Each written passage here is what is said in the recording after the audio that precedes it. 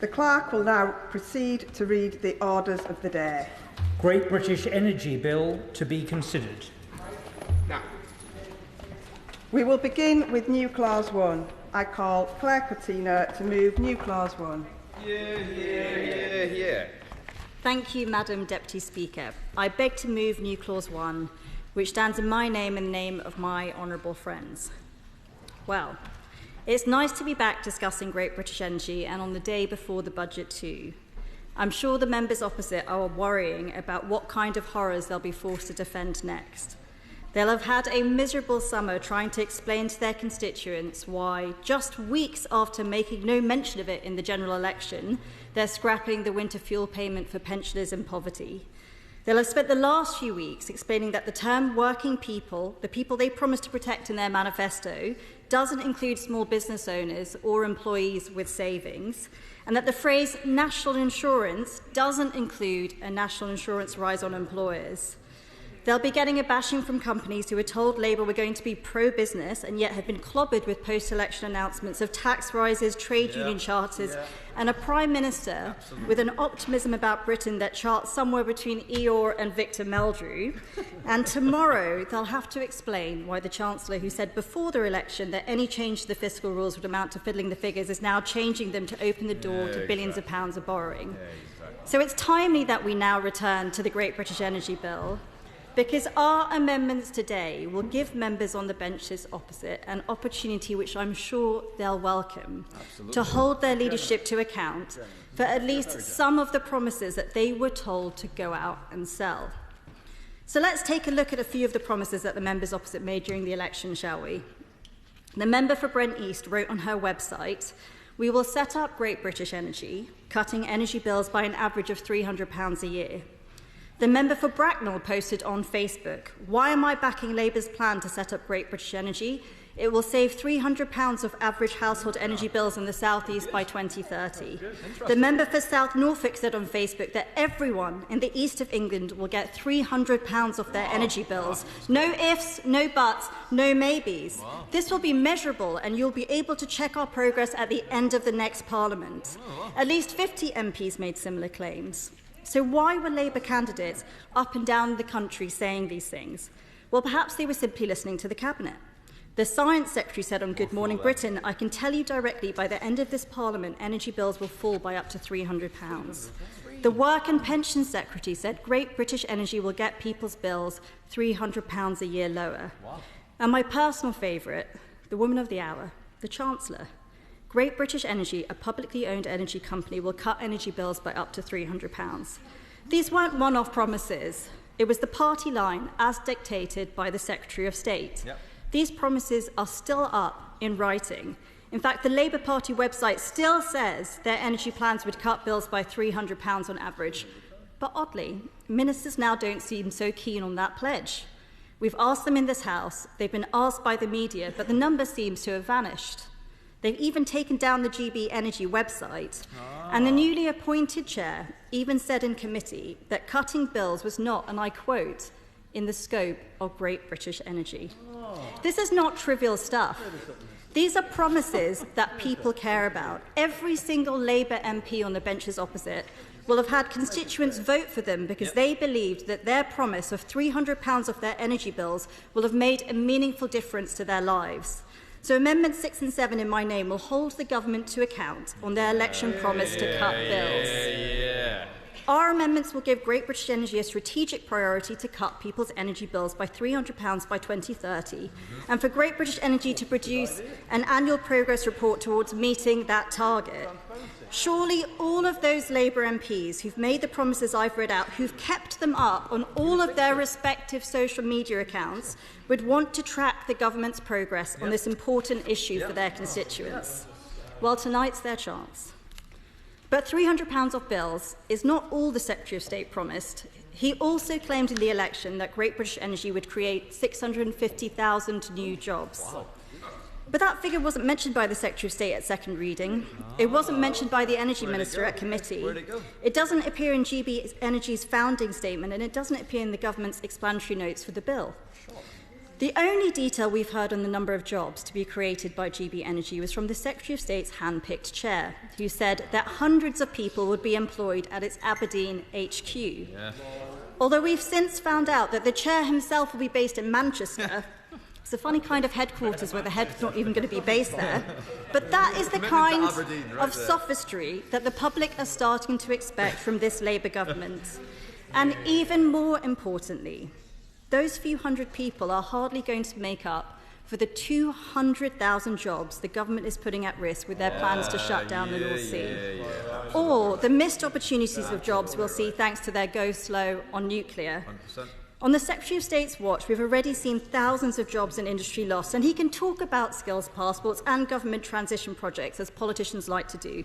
But the truth is that doesn't pay the bills. Yep. He likes to say we need to cut carbon at an extreme pace, faster than any other major economy, to show climate leadership and save the planet. But if our gas production or our steel making or our energy-intensive manufacturing move to Asia, for example, which is still powered by coal, he's adding to emissions. It would mean more carbon in the atmosphere, and it would be devastating for the hundreds of thousands who will lose their livelihoods here in Britain. I say this, Madam Deputy Speaker, as someone who spent their time before Parliament looking at how you can regenerate some of our most deprived communities, how you can put them back together once the jobs are gone. So as with our amendments on their £300 pledge, Amendments 8 and 9 in my name would give Great British Energy a strategic priority to create 650,000 new jobs by 2030, with an annual report to Parliament on progress towards this aim.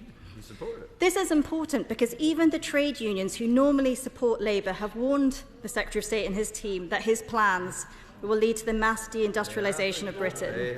The General Secretary of the GMB has said his plans are hollowing out working class communities. They would amount to decarbonisation through deindustrialisation. That importing more from China is bad for communities, not great for national security, and it makes no sense in terms of the environment. And I hope the ministerial team listen closely to this one. Our message to Ed Miliband is very clear. We are worried about a lot of promises on jobs that are not being delivered. Well, for those on the benches opposite who are members of the GMB, including the Minister, I note, they have the opportunity tonight to vote to hold the government to account with annual reporting for the jobs that are being created. The question is, are they going to listen to the General Secretary's concerns? Let me turn to the next promise. The GB Energy will turn a profit for the taxpayer. The Secretary of State admittedly got himself into a mess on this one. He's never had to make commercial investment decisions himself, and neither has any of his ministerial team, which is why they've been caught out, promising the British public that they can turn a tidy profit whilst at the same time saying to multi-million-pound energy companies that they will take the least attractive parts of their investments off their hands. And this is important because the Secretary of State has written this bill to give himself powers of direction. That wasn't the case with the UK Infrastructure Bank, and in fact a question that came up time and time again at committee is how much independence the supposedly independent Great British Energy will have. So my proposal is this: if the Secretary of State wants the power to meddle, he should be duty-bound to report the results of that meddling, its profits and its losses to this House. So Amendment 10 in my name would require Great British Energy to produce an annual report on the performance of its investments, including its in-year return on investment and a forecast of the following year's expected return. I think that is the bare minimum we can expect, so that the British taxpayer can see what he is doing with £8 billion of their money. I've also tabled New Clause 1 because it's crucial that we have proper oversight of the wider activities of Great British Energy. New Clause 1 would require an independent reviewer be appointed to assess GB Energy's effectiveness in achieving its objects and strategic priorities. At committee, the Energy Minister said that the government wants GB Energy to be accountable, transparent and clear about how it's delivering on its objectives. I agree. And that seems to be a perfectly good reason to support New Clause 1 being added to the bill. As I've said before, the bill before the House is pretty much a carbon copy of the UK Infrastructure Bank, which was set up to provide debt, equity and guarantees for infrastructure that tackle climate change, backed by £22 billion. Nobody on the government benches has been able to tell us the real difference between GB Energy and the UK Infrastructure Bank, or why the taxpayer has to pay for 2 headquarters, 2 chief executives and so on. As I've said before, the one difference it seems to have is additional powers for the Secretary of State. So if the party opposite is so intent on handing this Secretary of State billions of pounds to gamble with, then I expect they will also want to replicate the independent review clause that is in the UK Infrastructure Bank legislation. New Clause 1 would provide that scrutiny, and whilst my intention will be to withdraw it this evening, if the Minister would like to lay a similar amendment in the other place to follow the precedent set out in the UK Infrastructure Bank Act, I can assure him he would have our backing. Madam Deputy Speaker, the Secretary of State and his ministerial team have made big promises. It is crucial that this House can hold them accountable. The consequences could not be more important. People's energy bills, people's jobs, businesses' ability to succeed. But as the respected energy and climate economist Dieter Helm has said, the risk is that this government is heading towards a 2029 election where industries have been lost and bills have gone up. Exactly the opposite of what the electorate has been promised. The government's refusal to publish evidence for their claims or set out the details of their plans or really engage in any meaningful policy discussion outside of their normal slogans and mantras will mean their policies are more likely to fail. Let me take one example. The Secretary of State has said this bill and GB Energy are part of his plans to ramp up renewables at breakneck speed because every wind turbine and every solar panel constructed will lead to cheaper energy and greater security. But that's simply not true. Firstly, it depends what price you pay for them. An expert analysis by Cornell Insight found that the contracts for difference round that Secretary of State bumped up and now boasts about will actually increase people's bills by £5. And the Secretary of State has advertised to the multi-million-pound energy companies that he will be buying whatever they're selling, no matter the cost, up to 2030. You don't have to have a business background to work out what that will do to prices. Secondly, if you're building renewables faster than your ability to connect them to the grid, the constraint payments needed by 2030 could add hundreds of pounds to people's bills. Then there's the network costs, the green levies, and the cost of dispatchable power. If he wants to replace gas, which is our main form of dispatchable power, then he should set out the cost of what will replace it. Absolutely right. The options in this country are coal, which I assume they don't want, or there's biomass or carbon capture gas or unproven technologies, none of which will make our systems cheaper. In fact, all of the signs show that far from making energy cheaper and more secure, this ministerial team and the Secretary of State is going to send people's bills through the roof, and more people are sounding the alarm about whether he'll even be able to keep the lights on. Perhaps that's why he never commissioned an accurate assessment of his plans. They had 14 years in opposition, 14 years hankering for the jobs and the responsibilities that they now have. But when we asked for the full systems cost of the Secretary of State's approach, he could only say it will be published in due course. And tomorrow, when the budget is revealed and the members on the benches opposite are defending the difficult choices it will make on behalf of their constituents, they should consider how much this Secretary of State and his team are costing them. £12 billion in tax receipts lost from the North Sea to press ahead to end oil and gas licences, a move no other major economy has taken. £8 billion for Great British Energy, the dupe of the UK Infrastructure Bank, with no accountability to lower bills or do the things they promised their constituents they would. I will in a second. That's £20 billion right there. So as they're looking their constituents in the eye, the small business owners, the struggling pensioners, or the people who get on the bus to work, they should remember that a less ideological approach from this ministerial team, not one of whom has worked in industry or run a business, could have spared them those painful conversations. The British public deserve to have someone put their interests above ideology, and that's why we've laid the amendments we have, to make sure that it's British interests, more jobs, cheaper bills and investment returns, which are the guiding priorities for Great British Energy. So if members opposite want to be able to say to their voters in 5 years' time that they stuck to their word, then they will vote for our amendments this evening.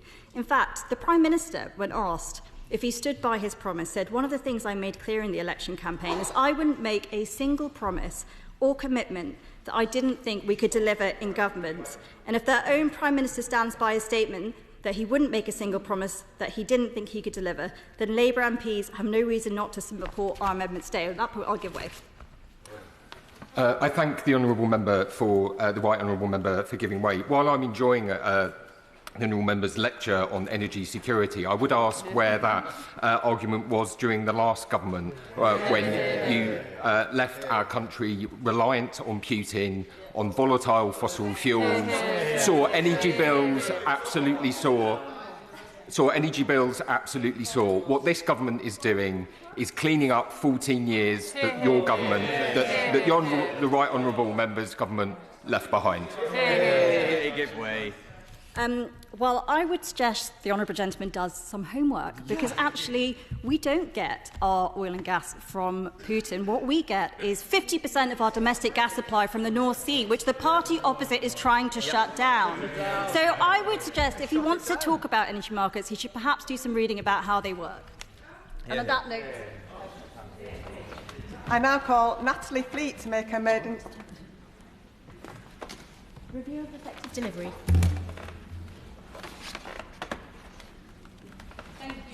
Madam Deputy Speaker. The question is that the clause be read a second time. I now call Natalie Fleet to make a maiden speech. Second time lucky, thank you, Madam Deputy Speaker. It is the honour of my life to be here in this chamber as a member for Bolsover, a seat made famous by the legend that is Dennis Skinner. From Calo to Pilsley, they tell me stories of him singing to them on the phone, and they remind me of his witty one-liners. He showed the very best of politics, what can be achieved when we send one of our own here to fight for us. Now, I accepted a long time ago that I won't fill his shoes. But when I feel like I don't belong here, I remember that I am following in the footsteps of a beast whose legacy is that kids like me can be here against the odds. Now, when Dennis famously praised half of the benchers opposite for not being crooks, I'd like to think that he would have included his successor, Mark Fletcher, in that. Mark Fletcher saw kids in Bolsover 10% less likely than the rest of England and Wales to get higher education qualifications, and fought to change that. He worked so hard to get us our own sixth form within Bolsover.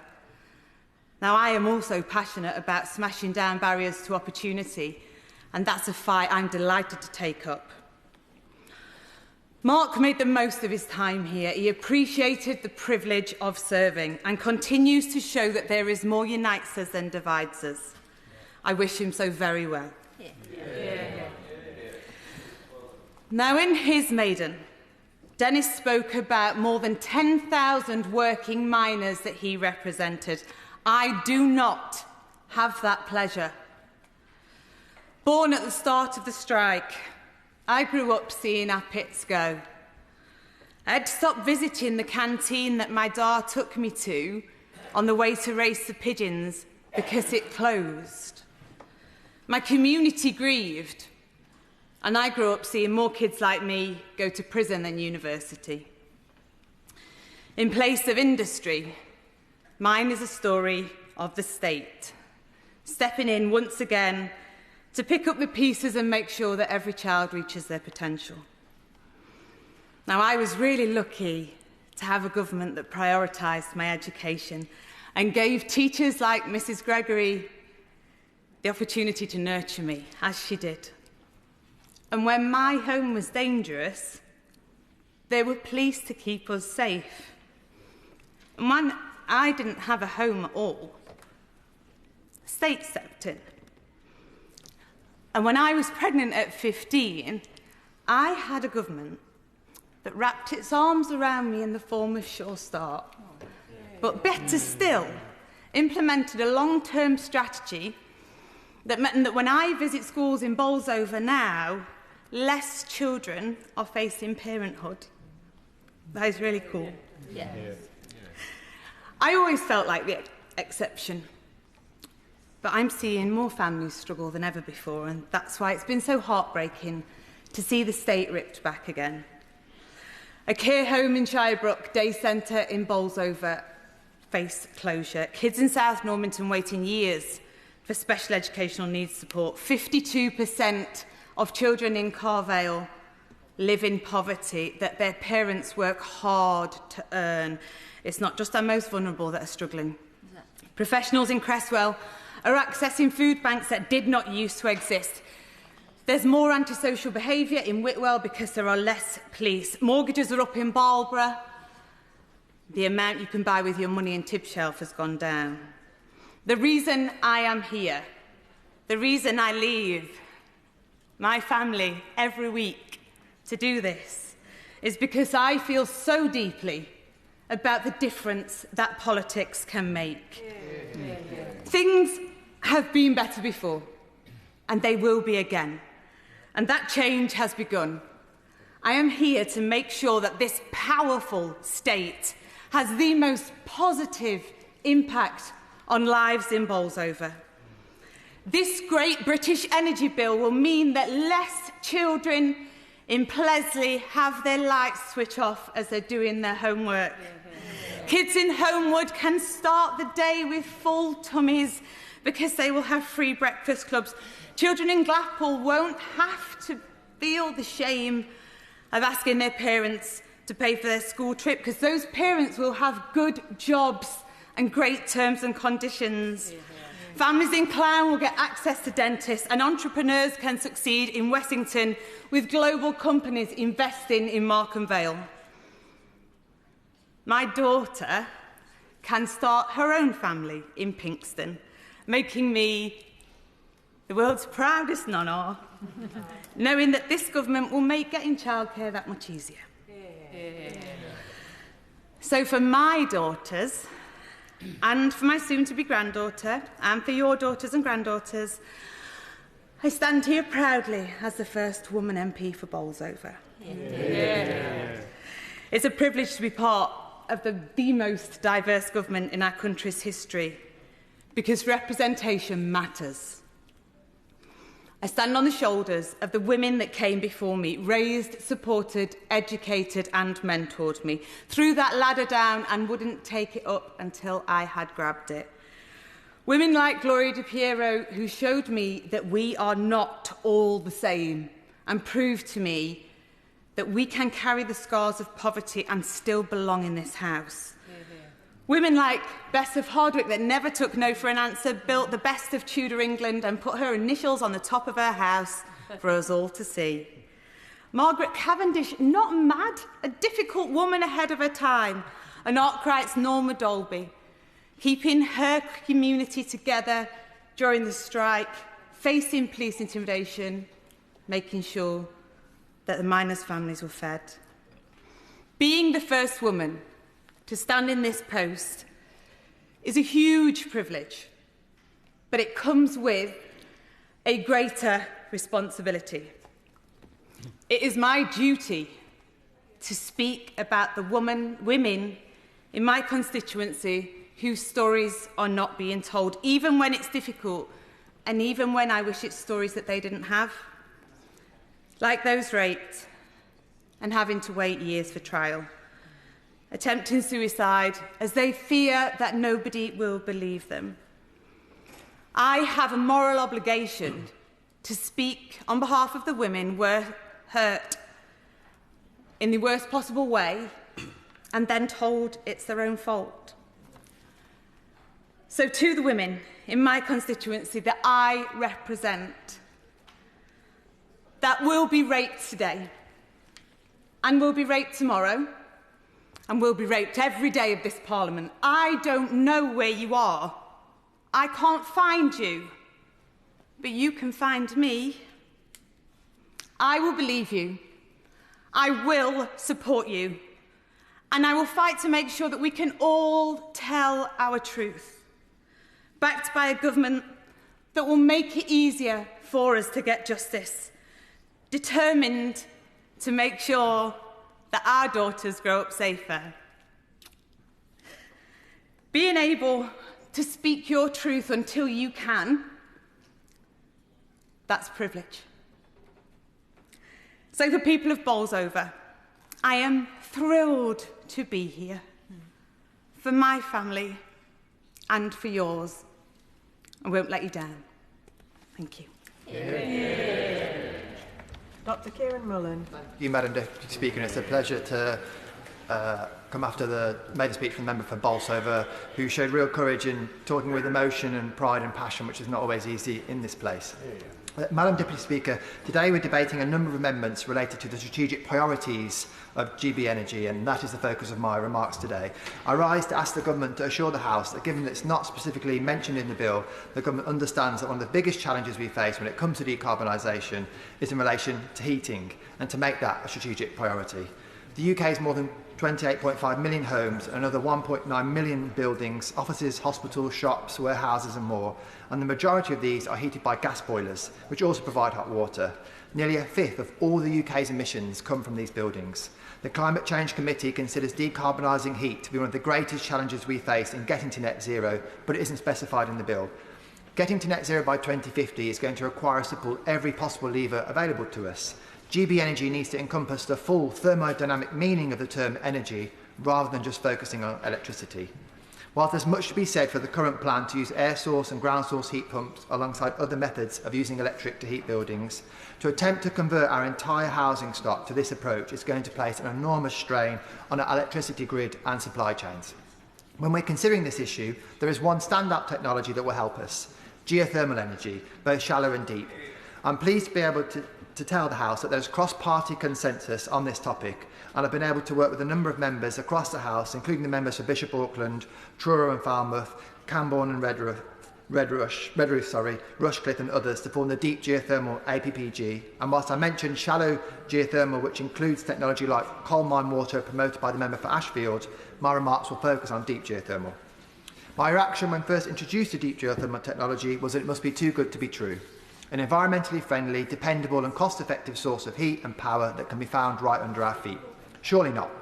Over the past few years, I've been pleasantly surprised to learn that deep geothermal is in fact just as good as it sounds. This technology uses the heat from naturally occurring sources of hot water deep underground to generate a large amount of usable heat and energy. In the UK, heat rather than electricity is the key benefit of deep geothermal, as that best matches the resources we have in counties like mine, like East Sussex. This naturally occurring heat is a real resource, just as wind and sunlight are for other technologies, but unlike them, it's there all year round, whatever the weather. Deep geothermal... I will. Thank you. Can I just applaud my honourable friend for really championing this innovative source of energy, and can I officially log my support for the County of Hampshire as well, because in our previous conversations there's potential for parts of my county where my constituency lies for exploiting this energy source. But will he agree that whether it's Labour's promise not to raise taxes on working people, or its promise that GB Energy will reduce energy bills by £300, that their promises are falling apart, and that actually the real way to lower energy costs is not by setting up quangos costing billions of pounds to the taxpayer, but actually investing in innovative forms like geothermal and other forms like North Sea oil and gas that this previous government did? Well, my right honourable friend is right in saying that there are big claims that we can make in this House and that the government has set out to make, but actually the detail of the work of how you get us over the line in an affordable, cost-effective way is 10 times more challenging than that, and reality is fast catching up with them. And we've seen across Europe how deep geothermal is contributing to this challenge. It heats more than 250,000 homes in Paris, and the government aims to increase the number of schemes by 40% by 2030. Munich is pouring €1 billion through to 2035 to develop deep geothermal and make the city's heating carbon neutral. And more widely, Germany is already producing more than 353 megawatt hours annually, and the government is targeting at least 100 new geothermal projects. There's a particular opportunity for using deep geothermal to decarbonise our NHS building estate. The Minister will know that the NHS has set its own target to reach net zero carbon emissions by 2040. This is a very challenging target given the size of the hospital estate and the need to decarbonise its heating. But hospitals are actually fantastic anchor candidates for deep geothermal plants. They're big users of heat and can help build a successful business case. And the advantage of working across the NHS is that we can potentially bundle up opportunities at a number of sites to create a really big investment opportunity. And however and wherever we use it, deep geothermal plants would allow us to recruit from an entirely different workforce and existing part of the economy in delivering net zero. And this is a workforce that we already lead on. Our oil and gas industry is one of the best in the Western world, with world-beating companies and workforces with a long history of success, not just in the North Sea, but globally. Deep geothermal provides the opportunity to recruit that workforce to drilling for clean, green heat instead of fossil fuels. Not only is this going to help us to get to net zero more quickly, this would help that industry with the transition, with all the jobs it currently holds and investments in pension funds and other things, so that they can contribute positively to net zero. Deep geothermal potential is also particularly prevalent in locations that are economically falling behind in the UK. There's a decent alignment between areas that have been left behind and need an economic boost and areas that would be good for this technology. We've seen how coastal communities have benefited from offshore wind, for example. We need the investment in climate change technologies to be spread as widely as possible. And there are other benefits. Unlike solar and wind, it doesn't require large swathes of land. A site can be as small as 1 or 2 acres. There could be no better example of the minimal environmental impact of the plant than the Eden Project plant that recently opened in Cornwall, nestled alongside the famous biodomes and surrounded by green countryside. Given all of this, I hope the Minister will understand why I'm keen to ensure, in light of the bill, that the GB Energy is suitably tasked to make the most of this resource. As mentioned, the wording of the bill is perhaps lacking in the clarity on the face of it would provide the reassurance that we're looking for. Under Section 2A, which states one of the objectives of GB Energy as the production, distribution, storage and supply of clean energy is defined as energy produced from sources other than fossil fuels. We don't know whether this includes sources of energy related to heat or whether the government just believes this relates to electricity. By considering heat production as well, GB Energy can tackle the climate crisis from all angles, using as many avenues as it can to address the challenge. I would suggest that the Minister considers making the exploitation of geothermal, deep and shallow, be included as part of GB Energy's strategic priorities, and in his remarks, I would ask for his views on this proposal. I know that if GB Energy is directed to support this industry, it will propel us closer to solving one of the most difficult challenges that we face in relation to heat. If we dig deep on geothermal, we'll help level up the UK and reap the rewards this will provide. I call Torcuil Crichton.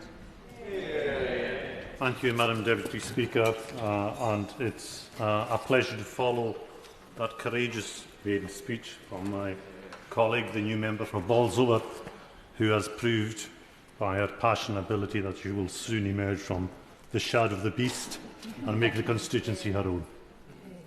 I also rise to welcome the report stage of the GB Energy Bill. It will be the first act to pass into law in this Parliament, Labour delivering change within weeks of coming to office. And this bill has the potential to transform not just the way we produce power in this country and the impact we'll have on our burning planet, but also the way we live our lives, and it could also have a transformative effect on the communities we serve. I commend the work of the Secretary of State, and particularly Under Secretary of State for Energy, who seized the agenda and grasped the potential of this transformation. And this transformation could be huge. It will match in scale and ambition that of Tom Johnson, the legendary Labour Secretary of State for Scotland, who brought power from the Glens and created the hydro dam schemes, which are now part of the Highland landscape. And moving to renewables, transitioning away from carbon, must involve balancing and maintaining jobs in the North Sea, which are such a vital element of not just our economic and energy mix, but also the income of many families in my constituency in Heylings. And that's why I welcome the recent move to introduce a skills passport to help workers transition from one industry to the other, and why I welcome this cooperation this week between the UK Government and the Scottish Government in reviewing an outdated bureaucratic process for building new infrastructure and creating large energy projects. Untangling that regulatory framework and rewiring the national grid is a hugely complicated exercise that this GB Energy Bill will achieve. And will achieve that by setting up a company. This bill simply sets out to set up GB Energy, which will itself be the vehicle for reducing bills, for involving communities, and for transforming the way we produce energy. And if the Shadow Minister is looking for £300 off energy bills, let her accompany me to the village of Tolsta in my constituency, where one community-owned turbine has just distributed £300, as it happens, per household to help people with their household bills and their energy needs. Community energy will be a large part of what GB Energy does. We heard in evidence from Jürgen Meyer, who will chair GB Energy, that he is committed, the government is committed, and these benches are committed to community energy as part of that mix. And some of the amendments we hear from today will ask for community energy to be part of the founding structure of the bill. It will be part of the company, and it's in the statement. It's in the founding statement of the bill. But there is it is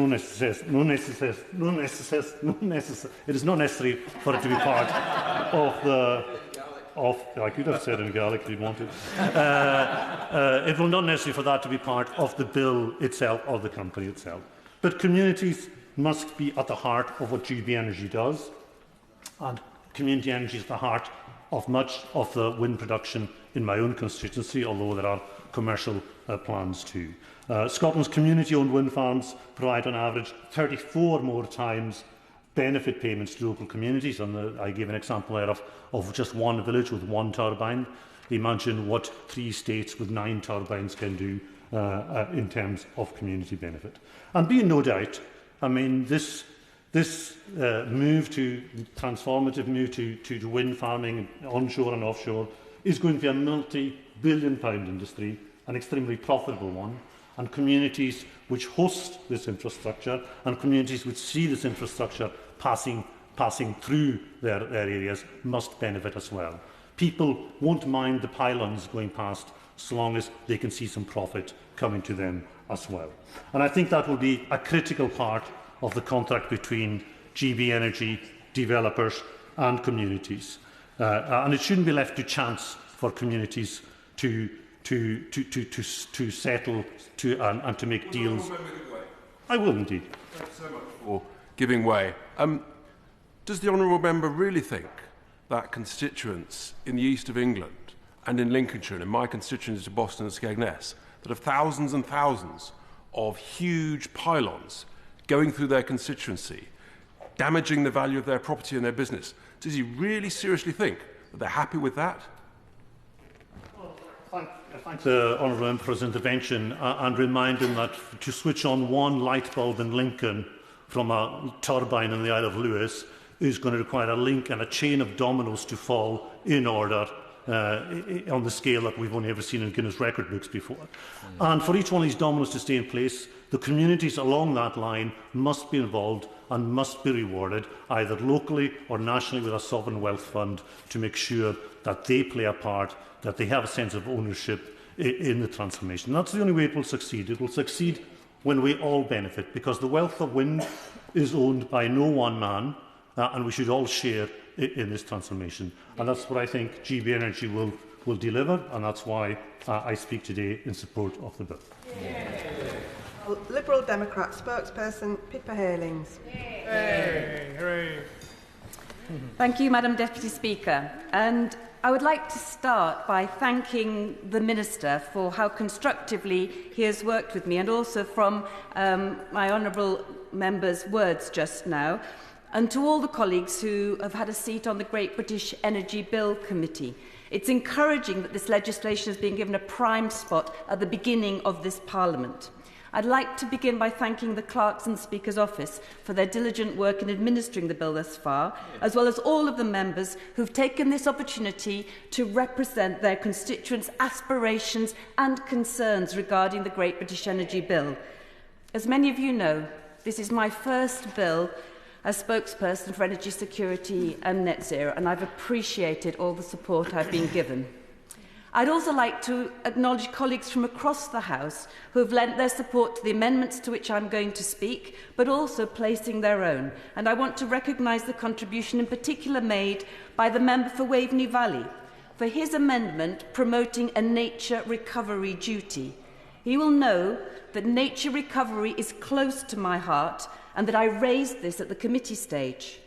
Last week I had the privilege of attending the UN conference on biodiversity in Cali, Colombia, a poignant reminder of how it is impossible to address climate change and energy security without tackling the nature emergency. And therefore, national energy infrastructure must be nature positive and be aligned with the obligations in the Environment Act. As the Minister knows, the Liberal Democrats support this bill in principle, because we want a nationwide energy system that will bring down energy bills and provide clean, green energy. Amendment 3 in my name would guarantee that Great British Energy is established within 6 months. We all know that we are not on track to meet our ambitious targets as a result of the Conservative government's delay and dither. That's why the government needs to ensure... I will give way. Thank you for giving way. And I would just echo here in Tawe, the seat that I represent, we have a oven-ready scheme that would power our hospital and our council from a solar farm. And yet, because the national grid is not fit for purpose, it has stayed as a blueprint. Would my right honourable friend agree with me that actually building capacity in the national grid is absolutely essential for this bill to be successful? I would like to agree very much with my honourable friend that indeed the national grid capacity is absolutely critical to be unblocking all of these projects which are so critical to power both our community services, our public services and indeed the national economy. As I said, that's why we need to ensure there's no delay, and that's what Amendment 3 speaks to. Amendment 4 in my name would ensure that Great British Energy has an explicit duty to help deliver energy efficiency through an emergency home insulation programme with targeted support for people on low incomes, as well as the expansion of renewables.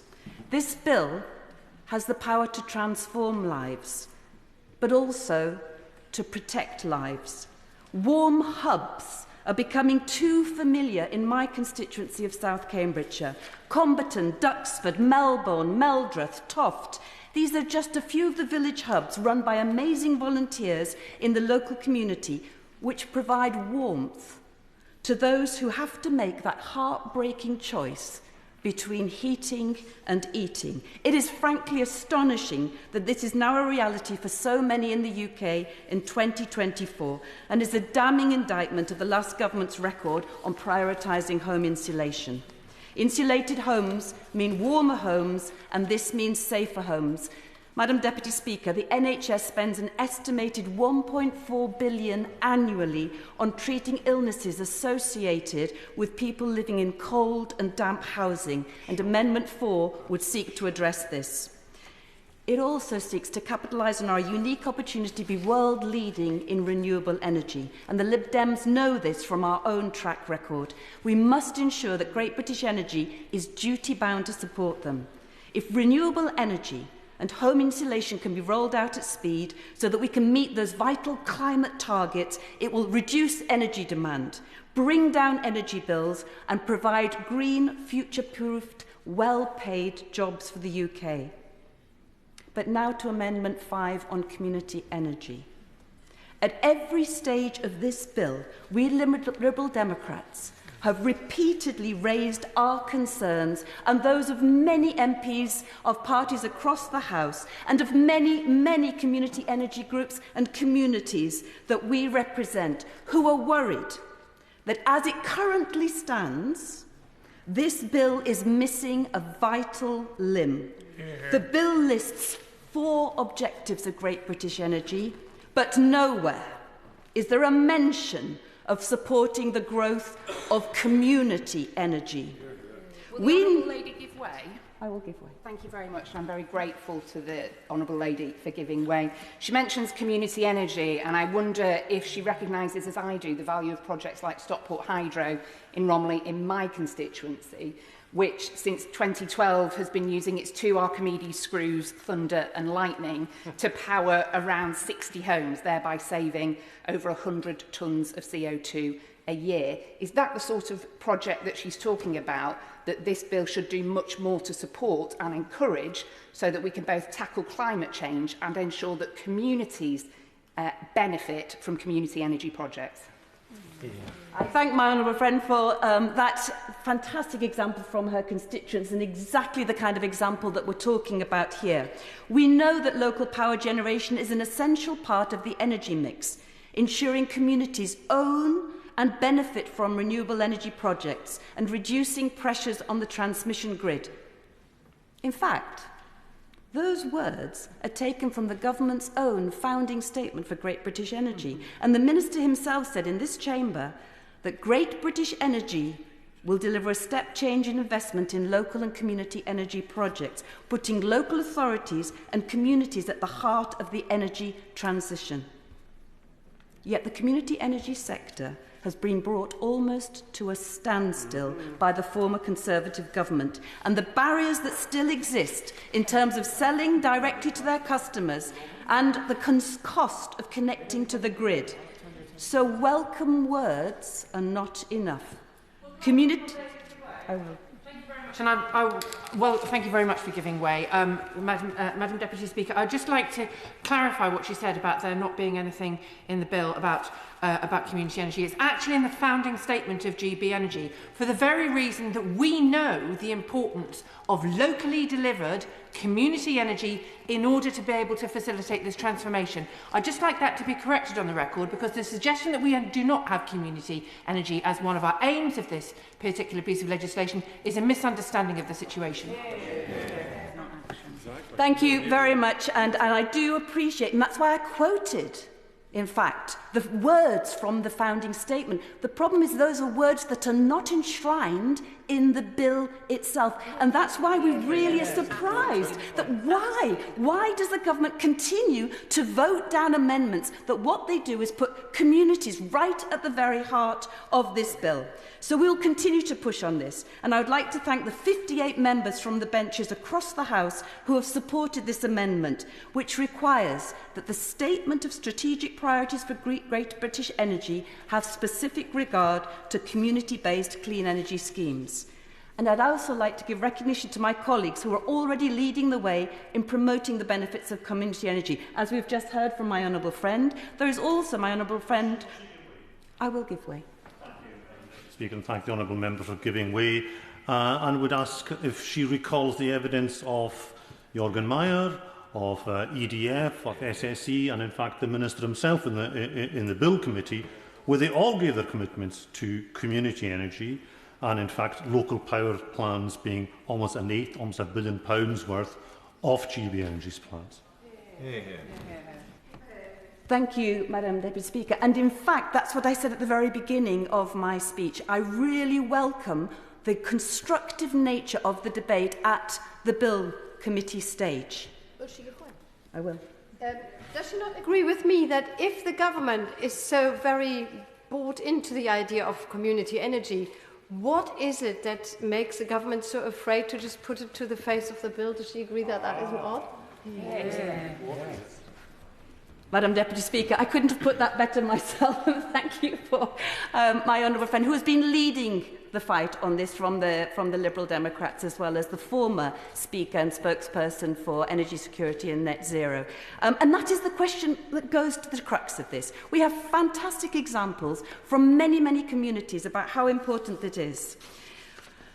And as I said, I was just mentioning, first of all, we have my honourable friend from Inverness, Skye and West Ross-shire, who led the recent Westminster Hall debate, which fantastic examples from rural communities about how they feel about community benefits. Secondly, the efforts of my honourable friend from Edinburgh West, who has supported the Aikengall Community Wind Farm, which provides direct benefits of an amazing £120,000 for the community. It's not just for Scotland. In my own county in Cambridgeshire, there's the Swaffham Prior Community Heat Network. It's the first of its kind to switch to reliable zero-carbon heating in the village, started by the Swaffham Prior Community Land Trust, addressing fuel poverty and the village's reliance on oil heating. The Liberal Democrats will continue to promote those who've pioneered community energy schemes, proving their worth and championing their critical importance to our energy future. While the government has not backed our amendments previously in the House, and it is incomprehensible to us really, I am grateful to the Minister for the conversations we've had recently and the assurances he has given us that the government really does want to make provisions for the community energy in the bill in the Lords. And I would look forward to supporting our colleagues in the other place in this endeavour. However, the interventions from my honourable colleagues and members in the House at the moment is giving us doubt around this commitment, that it will be in the founding statement, it will be in the strategic priorities, but it would not be front-facing in the bill. And therefore, I would urge the government to make good on their promises. We know their commitment to community energy. Let it be understood clearly and put it in the bill. Thank you. Adam Thompson to make his maiden speech. Thank you, Madam Deputy Speaker, for your kind invitation to present my first speech. And may I congratulate first my honourable friend, the member for Bolsover, for a deeply moving and powerful speech this afternoon, alongside the many members who have spoken for the first time in this House in recent days and weeks.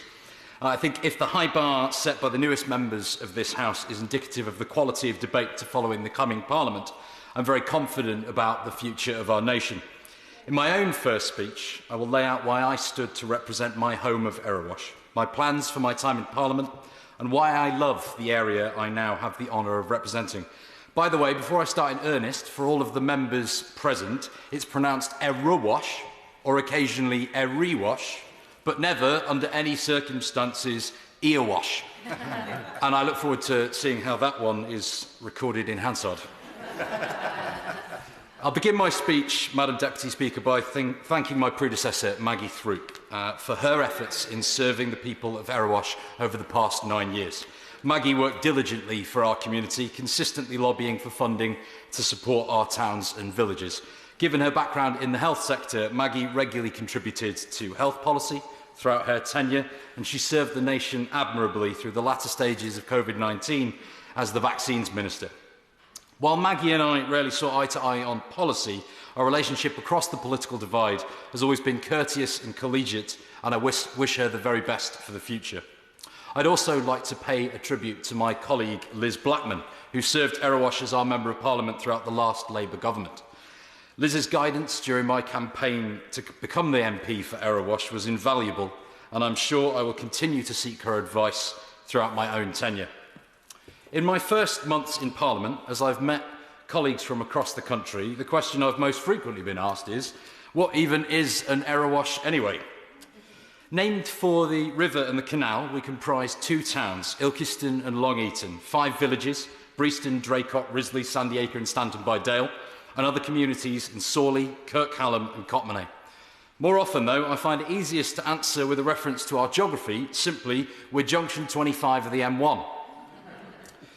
Like many towns that operate as a binary star, Ilkeston and Long Eaton exist in a delicate balance, with residents of Ilkeston, or Ilson as we call it, regularly declaring Long Eaton gets everything. It's probably no surprise then, Madam Deputy Speaker, that if you spend 10 minutes talking to someone in Long Eaton, you would similarly and resoundingly hear the mantra, Ilkeston gets everything. I should note, Madam Deputy Speaker, I've sanitised these statements somewhat. References to the other town in my constituency are often a little more colourful. In truth, both of our towns have been hard done by for the past 14 years. Despite the hard work of incredible and passionate teaching and support staff, for example, many of our schools struggle with underfunding, something I witnessed firsthand when I trained as a secondary physics teacher. Both high streets have declined, and while Towns funding is helping to support Long Eaton's regeneration, the underlying problems remain. Antisocial behaviour, crime, shopkeepers forced out by online giants, and a general malaise that nothing will fix the foundations. Despite the difficulties we face, I'd like to explain why Erewash is a fantastic place, by paying tribute to the people and the groups in our towns who are doing everything they can to lift up the area by its bootstraps. People like Joe Cahill, who, by liaising with shopkeepers and landlords through a local Facebook group focused on independent, incredible shops, has empowered our community and begun restoring Ilkeston as a thriving market town. Similarly, I commend the work of Paul Opier and others in building the new Friends of Ilkeston Town Centre, providing grassroots regeneration to our town. Joe and Paul's efforts have been fantastic, and I want to provide them with more support. Joe recently noted that he had done as much as he could without changing the law to bring those remaining rotting shop units back into service, units that are currently held hostage by absentee landlords. I'm excited, therefore, about the government's proposal to revive our town centres, and I will do everything in my power to support local people in their efforts. In Long Eaton, I'd like to pay tribute to Scott Clayton and his team, who've created a beautiful new community focused on supporting mental health through the joy of song, where men of all abilities can come together to sing and to discuss their issues. It was a pleasure during my campaign to become a Member of Parliament to join Scott and the Blue Tonic community and dive headfirst out of my comfort zone to sing with new friends. There's also Chris and Jackie Brooks, along with the team at Long Eaton Rugby Football Club. The club serves Long Eaton so well, providing access to sport in our local park for children and adults and supporting local charities and the armed forces community. Growing substantially over the past decade in the men's game, the women's game, and with their new mini side, Long Eaton RFC has become a pillar of our community.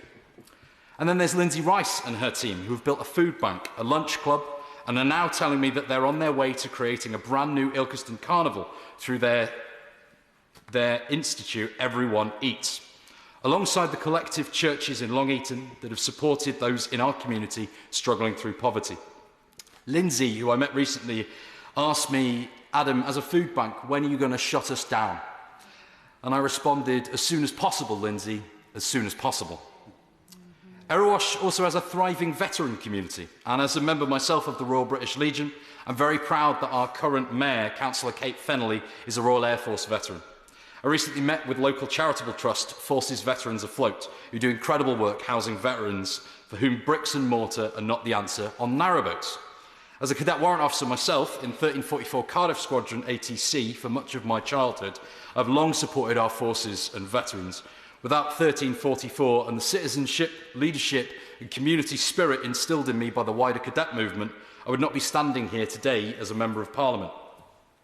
Erewash is also the birthplace of many national stars, from Douglas Houghton, Baroness Houghton of Sowerby, who served both our country in the First World War and in Harold Wilson's government as the last British cabinet minister born in the 19th century, through to Robert Lindsay, who has played countless parts, including the infamous Wolfie in Citizen Smith, to the former Prime Minister Tony Blair. And we have Brucey, who today is putting Long Eaton on the map in the grime scene. Our towns, villages and people are fantastic, but they've been let down by the previous government, by politicians and by their country. So what do I bring to this place, and what do I hope to do for Erewash? My background is in academia and education. In my previous day job, I taught engineering apprentices at the University of Nottingham. I worked there for a decade, specialising in metrology research and training the next generation of world-leading manufacturers. I believe, Madam Deputy Speaker, I'm the first metrologist elected to this place, metrology being the science of measuring things, and definitely not meteorology. As I said in the opening quote to my PhD thesis, it's got absolutely nothing to do with clouds. Erewash and the wider East Midlands has long been the engine of our nation's manufacturing base, producing everything from drain covers, indeed look down on nearly every street in the country to see the logo of the famous Stanton Ironworks, to the fine lace worn by the Princess of Wales on her wedding day, produced by Clooney Lace in Ilkeston, tunnels for HS2 made by Satiba UK, and composite motorsport and aerospace components at Atlas Composites. I want to see an expansion of our manufacturing base through an industrial strategy and reform of the apprenticeship levy, so we can cement Erewash's position as a centre for advanced manufacturing. We also need new infrastructure to build the new homes to support our local economic growth, which I'm very glad to see the government commit to. As the Stanton Industrial Regeneration site grows, I will fight every day for infrastructure works. We need a new junction on the M1 to support the growing industry in the area and reduce the impact on residents in Sandy Acre and Ilkeston, who currently endure a huge volume of heavy goods vehicles passing through the towns. I'm very proud today to support the Great British Energy Bill. For years, my constituents in Erewash have suffered through rising bills because of our exposure to dictator-controlled fossil fuel markets. Now that Ratcliffe-on-Soar power station, just outside of my constituency, has burned its final lump of coal, I look forward to the investment in our community that GB Energy will bring and the rewards that we will reap in energy security, clean power and new jobs. It's the most incredible honour for me to represent my home, Erewash, Madam Deputy Speaker. I wouldn't be here without my partner, my family, my friends and my incredible campaign team, who by constant repetition of our mantra of being 5 points behind under any circumstances, begun the process of changing our country for the better. Coming from my own background of education and science, I look forward to contributing to evidence-based policy debate and applying my scientific training in this House. Standing here, I feel the weight of my community, the weight of responsibility, and the weight of the need to deliver a better future for my constituents and the whole country. Throughout my tenure, I will always be guided by reason, not dogma, by the scientific method, and by a desire to serve. I call Siân Berry. Thank you very much, Madam Deputy Speaker. I'm very pleased to speak in this debate, and the Green Group of MPs are very pleased to back this bill. I will be speaking in support of new clauses 2 and 3, proposed by the Honourable Member for Waveney Valley, which are designed to make it even stronger. The amendments create a new nature recovery duty for Great British Energy and prevent investments that increase climate emissions. I would also like to thank the Honourable Member for South Cambridgeshire for her statement of support for my colleagues' work and for a better bill in terms of nature recovery earlier, and for her own proposals on insulation and community energy, which we very much support too. All these things are vital for the bill's success. I will give way. Thank you very much. I appreciate you giving way. If nature recovery is to be important in the drive which the government has at present, does the Honourable Member accept that, first of all, renewable energy itself has been destructive of nature? 17 million trees in Scotland cut down to facilitate windmills. Now studies indicating that offshore wind is actually leading to dead porpoises, dead dolphins and dead whales being washed up on beaches because of the effects of drilling. I would thank the Honourable Member for that intervention. I don't agree with all of the assertions that were made there, but also this duty is intended precisely to ensure that every single project, and my later amendment ensures that these are all renewable projects, would have a positive impact on nature.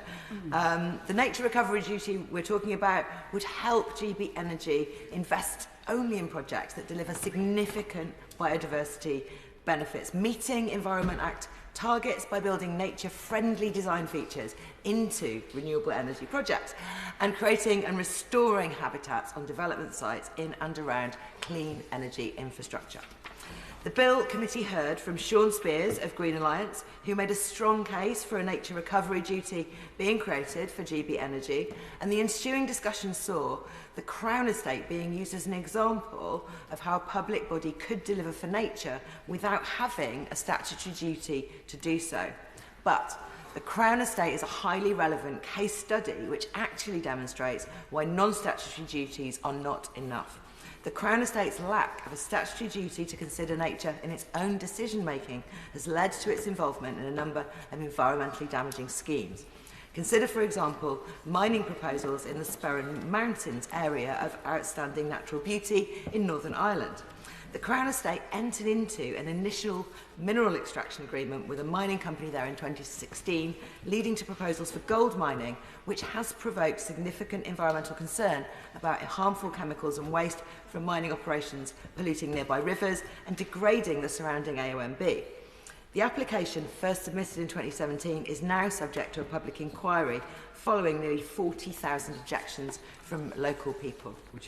So an abundance of warm words about protecting and conserving the environment and its status as a public body did not inhibit the Crown Estate from playing a role in a project that threatens nature. I'll give it a And she's very generous in giving way, but since you mentioned Northern Ireland and the Sperrin Mountains, and especially a beautiful area of Northern Ireland, an area of great natural beauty.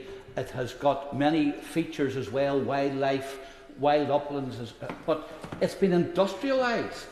I took a motorbike journey around it there 3 weeks ago. It's been industrialised with huge wind turbines, hundreds of wind turbines, digging up the peat, destroying the landscape and killing thousands of birds every year. It's hardly a good example, the Surrey Mountains, of renewable energy being nature-friendly. Again, I thank the honourable member for the intervention. I'm sure these are debates that we can all have in the context of a statutory duty. These are important questions to consider. And I want to give some other examples of public bodies damaging nature, because these abound, from the granting of new oil and gas licences in marine protected areas by the North Sea Transition Authority to Highways England pursuing damaging road construction projects on the edges of national parks. Without legal backing, nature considerations can and are brushed aside. There is no reason to think that Great British Energy, without a duty to consider nature recovery, will be any different. A statutory duty to deliver for nature's recovery would be complementary to GB Energy's other objectives around clean energy, energy efficiency and energy security. It would also reflect the government's own manifesto commitment to tackle the interconnected nature and climate crises together. I hope the government will carefully consider these arguments. Turning now to the second amendment, new clause 3, also proposed by my honourable friend, the member for Waveney Valley. This amendment is vital to guarantee that our energy investments are not only financially responsible but also aligned with the legal requirement to reach net zero by 2050. As legislators, we have a duty to hold GB Energy accountable, preventing investments that will lock us into high carbon energy pathways and undermine our net zero commitments. This clause mandates environmental impact assessments before any investments are made, ensuring that each decision is grounded in evidence. It forces us to ask, will this investment push us at speed towards or risk pulling us away from our climate goals? Publishing these assessments opens the process to public scrutiny, an essential principle in democracy. The public deserves to know exactly how their tax money is being used, particularly when it comes to funding projects that may exacerbate the climate crisis. This amendment would also bar public money from being spent on fossil fuel and unsustainable high-carbon projects like biomass. We cannot ignore the facts. Drax, the largest biomass burning plant in the UK, emitted over 11 million tonnes of CO2 in 2023. Worse still, it receives nearly £900 million in government subsidies in a year. If we allow investments in projects like Drax or new fossil fuel infrastructure, we risk undermining the very goals we are trying to achieve, and this amendment closes the door on such contradictions. And when we talk about greenhouse gas emissions, it's crucial to acknowledge that carbon dioxide is not the only danger. Methane as a greenhouse gas has over 80 times the warming potential of CO2 over a 20-year period. Methane emissions, often associated with fossil fuel extraction and agriculture, must be tightly controlled to ensure the UK meets its climate commitments. So this amendment ensures that all climate emissions, including methane, are thoroughly assessed before any public investment is made. Without accounting for methane and other greenhouse gases, we risk underestimating the climate impact of certain energy projects, particularly those related to natural gas production and transport. And fossil fuel infrastructure doesn't just burn carbon, it locks us into long-term dependence on dirty energy. Every pound spent on high carbon infrastructure makes it harder and more expensive to transition away from fossil fuels in the time that we have. This amendment ensures we avoid that trap by making it impossible for Great British Energy to invest in projects that would limit our capacity and ability to end our reliance on carbon-emitting technologies. And Great British Energy should also be a true trailblazer in the global transition to clean energy. This amendment strengthens that mission by making clear that only projects contributing to emissions reductions should receive investment. With countries around the world watching, we have a unique opportunity to lead by example. A failure to act boldly now will leave us behind in the global race for climate leadership. To conclude, we are in a climate and nature emergency, and we cannot afford to repeat the mistakes of the past by further locking ourselves into harmful, high-carbon infrastructure. These amendments reflect that, and the stakes could not be higher. These decisions are about securing a livable planet for future generations. I hope the government will listen. Thank you. I call Graeme Downie. Thank you very much, Madam Deputy Speaker. Can I begin my remarks by congratulating my honourable friends, the member for Erewash, and I'm very delighted he did give us a lesson on how to say that. We see how often I can now say Erewash to further confuse Hansard, and as well as to my honourable friend, member for Bolsover, who is no longer in her place, but I think delivered a speech. I think everyone in this House felt the passion for that, and I look forward to hearing more from her on a number of issues in the future. Madam Deputy Speaker, I will keep my remarks this afternoon focused on how we ensure GB Energy delivers effectively for Scotland and the rest of the United Kingdom. In order to do that, Madam Deputy Speaker, GB Energy must generate investment which delivers tangible results and brings jobs and economic growth along with the energy security that we all want to see. During committee stage, witnesses said that one of the challenges for GB Energy would be finding a balance between accelerating delivery of renewable energy and ensuring a return on investment while supporting less mature technologies. I agree that is going to be a difficult balance to strike, but feel we are more likely to succeed in our investments if they are encouraged in those areas where there is likely to be a warm welcome and strong understanding of electricity generation, as well as where there already exists the foundational skills and a heritage of engineering. Madam Deputy Speaker, that includes formal coalfields across Scotland and the rest of the United Kingdom, including in West Fife in my own constituency of Dunfermline and Dollar. While the mines themselves closed decades ago, the heritage of electricity generation lived on with the Longanet Power Station near Kincardine on the banks of the River Forth. Constructed in the 1960s, Longanet was once Europe's biggest coal-fired power station and one of the largest carbon emitters on the continent before shutting down in 2016. Having represented that community as a councillor as well, I know that people across West Fife accept that coal had to go and things had to move on. What they want to see is something to replace that. Like so much of our energy infrastructure in the past, and like so many industries like it, Longanet was closed down with little or no consideration as to what might replace it, or how the thousands of jobs that were lost could be replaced and the skills maintained, particularly in the rural villages of West Fife, where even losing a few families or a few employees can actually put the whole sustainability of these villages at risk. I believe that GB Energy and the opportunities for investment that it presents is an opportunity to change that. The site is currently being safely demolished by Scottish Power, but there still are not any clear plans for the future of the site.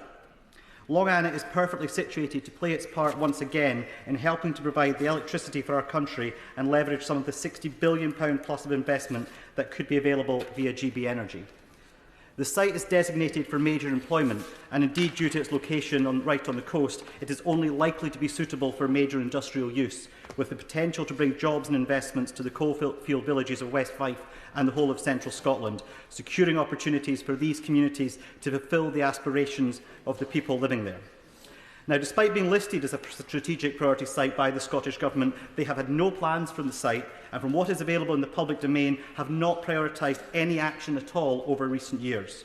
Promises made of train manufacturing being brought to the site came to nothing, with the decision of that company to withdraw from an agreement only coming to light due to an FOI request I tabled back in 2022, and nothing public discussed at all. Indeed, some people in that community still talk about when the train manufacturer is coming.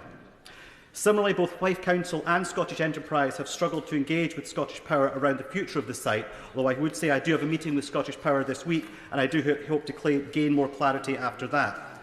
Can I ask the Minister specifically in his winding up speech if he will agree to meet with me and other stakeholders to ensure that sites such as Longanet, once a symbol of Scottish and UK electricity generation and the skills which come with them, are priorities for GB Energy, and how they might work with the industry to create the right plans to bring investment to the area? Madam Deputy Speaker, we know the wreckage the party opposite have made of UK and Scottish industry over the past decades. Change without a plan. Yeah. GB Energy offers an opportunity not only to have a plan for our future low-carbon, secure energy future, but to fix yet another part of the mess left for us by the deliberate actions of the Conservatives and the incompetence of the SNP in Scotland. This bill is a huge opportunity for Scotland, and we must ensure it is passed today so it can get on with its work as quickly as possible. Thank you. I call David Chadwick. Thank you, Madam Deputy Speaker. Thank you very much. And let me pay tribute to the two excellent maiden speeches we've heard so far in this debate from Erewash and Bolsover. and particularly hope that the communities, people from former mining communities are listening into this debate, because I'm sure they'll have some choice words to say about a Conservative talking about deindustrialisation. And in Wales, we will never forget what the Conservatives did to our industries, and the jobs that they've taken, and the futures they took away from people. And Wales stands ready to play its role again. Yes, of course. Thank you. So do you therefore appreciate why we're so concerned on this side that the plans coming forward from the Labour government is going to do exactly the same to North East Scotland if this is not handled properly? Well, I'd thank the honourable member for that contribution.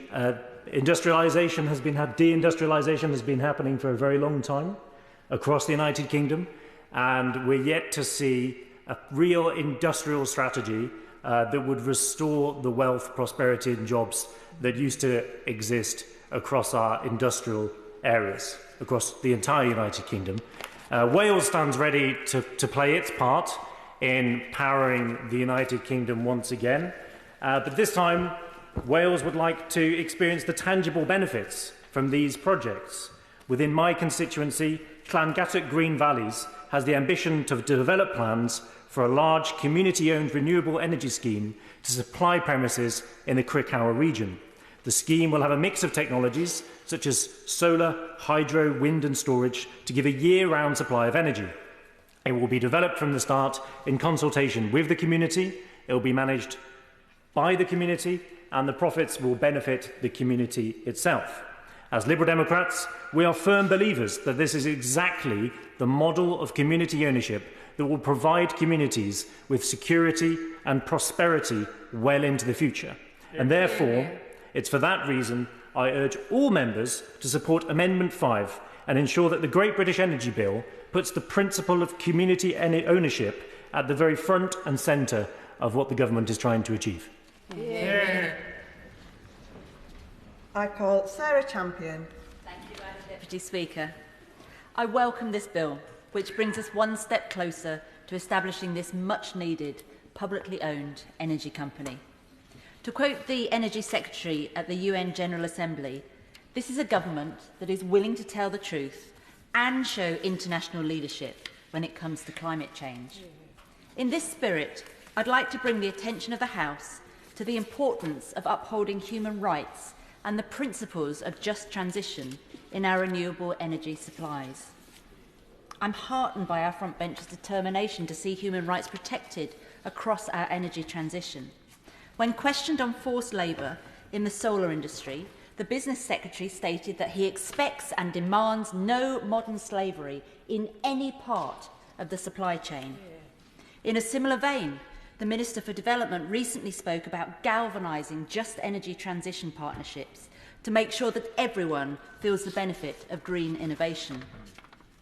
While GB Energy must ensure that everyone benefits from green innovation, it must also guarantee that no one suffers from it.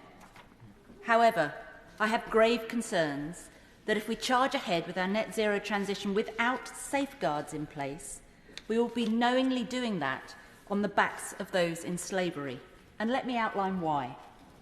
Wind turbines, solar panels, electric vehicles and battery storage all require large quantities of critical minerals. There is conclusive evidence of human rights abuses associated with critical minerals. The abuse is most severe and systemic in the Xinjiang Uyghur Autonomous Region of China. Here, the Chinese government is systematically persecuting millions of Uyghur, Turkic and Muslim-majority peoples on the basis of their religion and ethnicity. It is well documented that the lower tiers of our solar supply chains are concentrated here and have a sinister dependency on state-imposed Uyghur forced labour programmes. These programmes have bolstered China's global market share, which exceeds 80% across the whole of the solar PV supply chain. Madam Deputy Speaker, I raise these concerns not to undermine our business relationship with China, but because through our purchasing power of GB Energy, we can protect human rights around the world. I will, of course, give way to my friend. I'm grateful to my honourable friend. She said she doesn't want to undermine our commercial relationship with China. I do. China is carrying out genocide of the Uyghurs. It's an appalling country. It has an appalling leadership, I should be precise. It is trying to monopolise crucial supply chains around the world in order to oppress people. Surely we should be reducing our relationship and making ourselves independent. I appreciate that my honourable friend has put that on the record.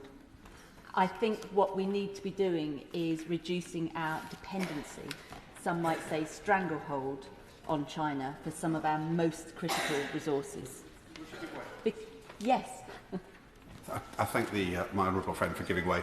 I agree with her in relation to China, but would she agree with me that actually we should be looking at domestic production of critical minerals, tin, lithium, tungsten, manganese? In Cornwall we have plenty, and we're very hopeful that the GB Energy Bill will support the opportunities that they offer.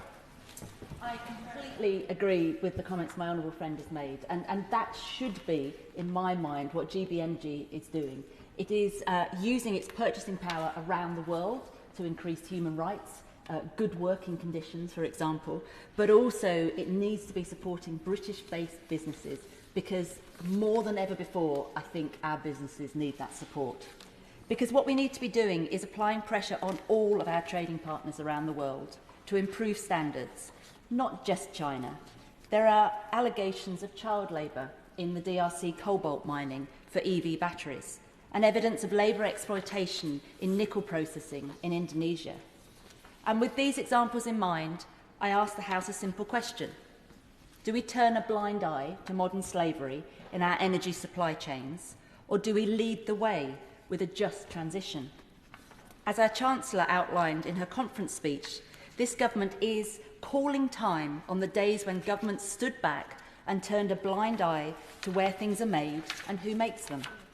It's vital that we follow up her words with real, meaningful action, because as it currently stands, we are a global outlier.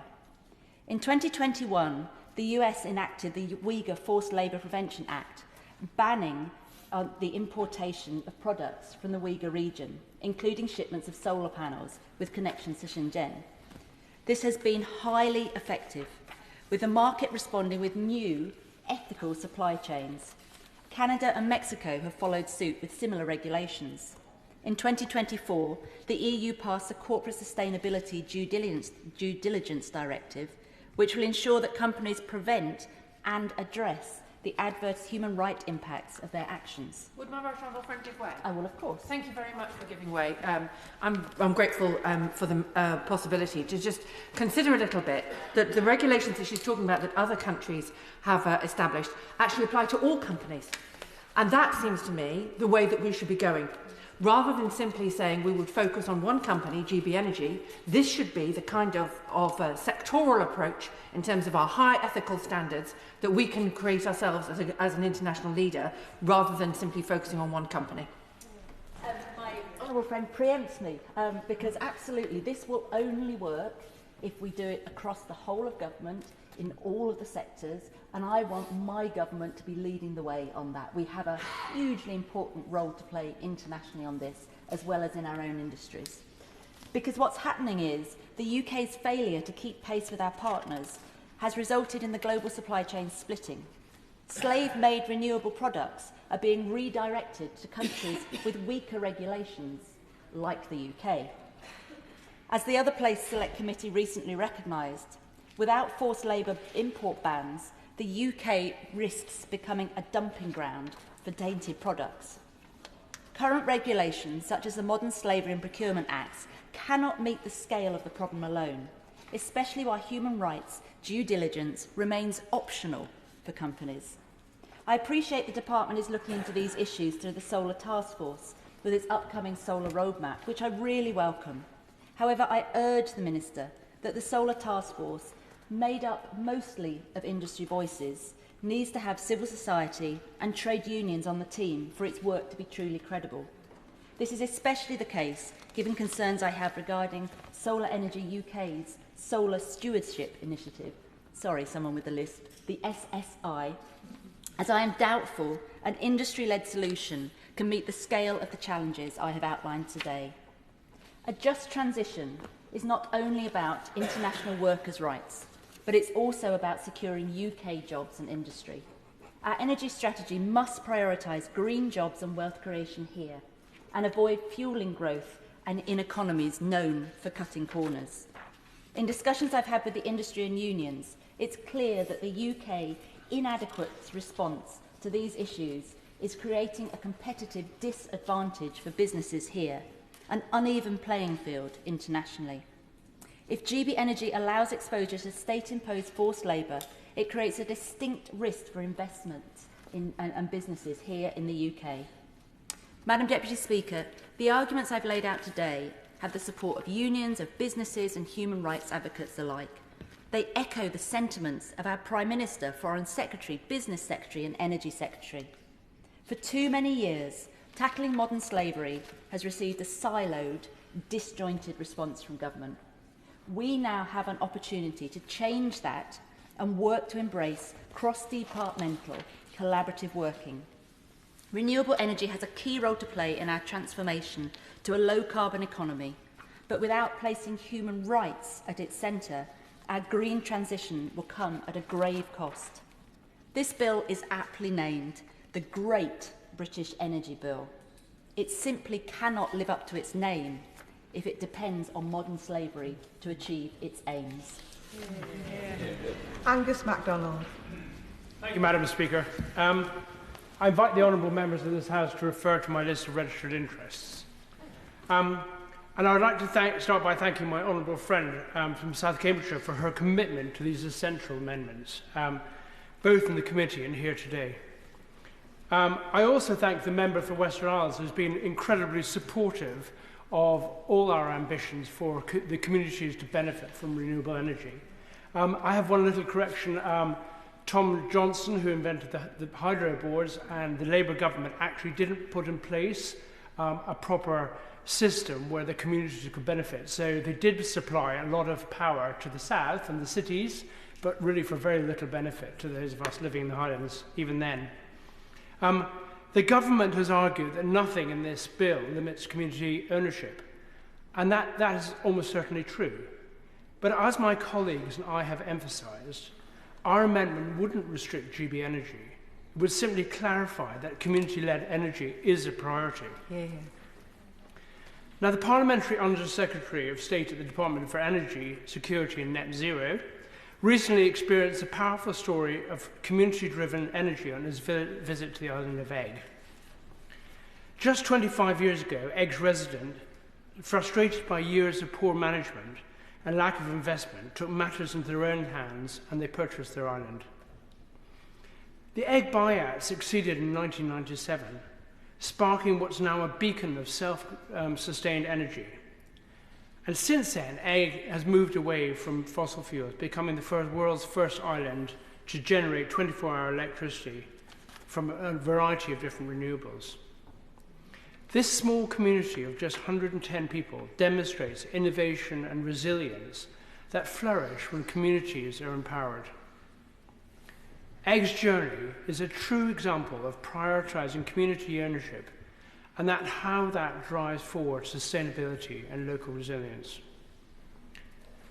To paraphrase from the Under-Secretary of State for Energy, community involvement is critical, not a mere nice to have. If we're to build the infrastructure of the future, we must ensure communities benefit directly. Community-driven projects are key to making that a reality. So let's follow Egg's lead and put the government's own words into action. The current government has an opportunity here to show its commitment to cross-party collaboration by embracing community energy. We're all aligned on the goals, so let's not get bogged down by technicalities or party politics. The Minister knows of the huge cross-party support for community energy ownership.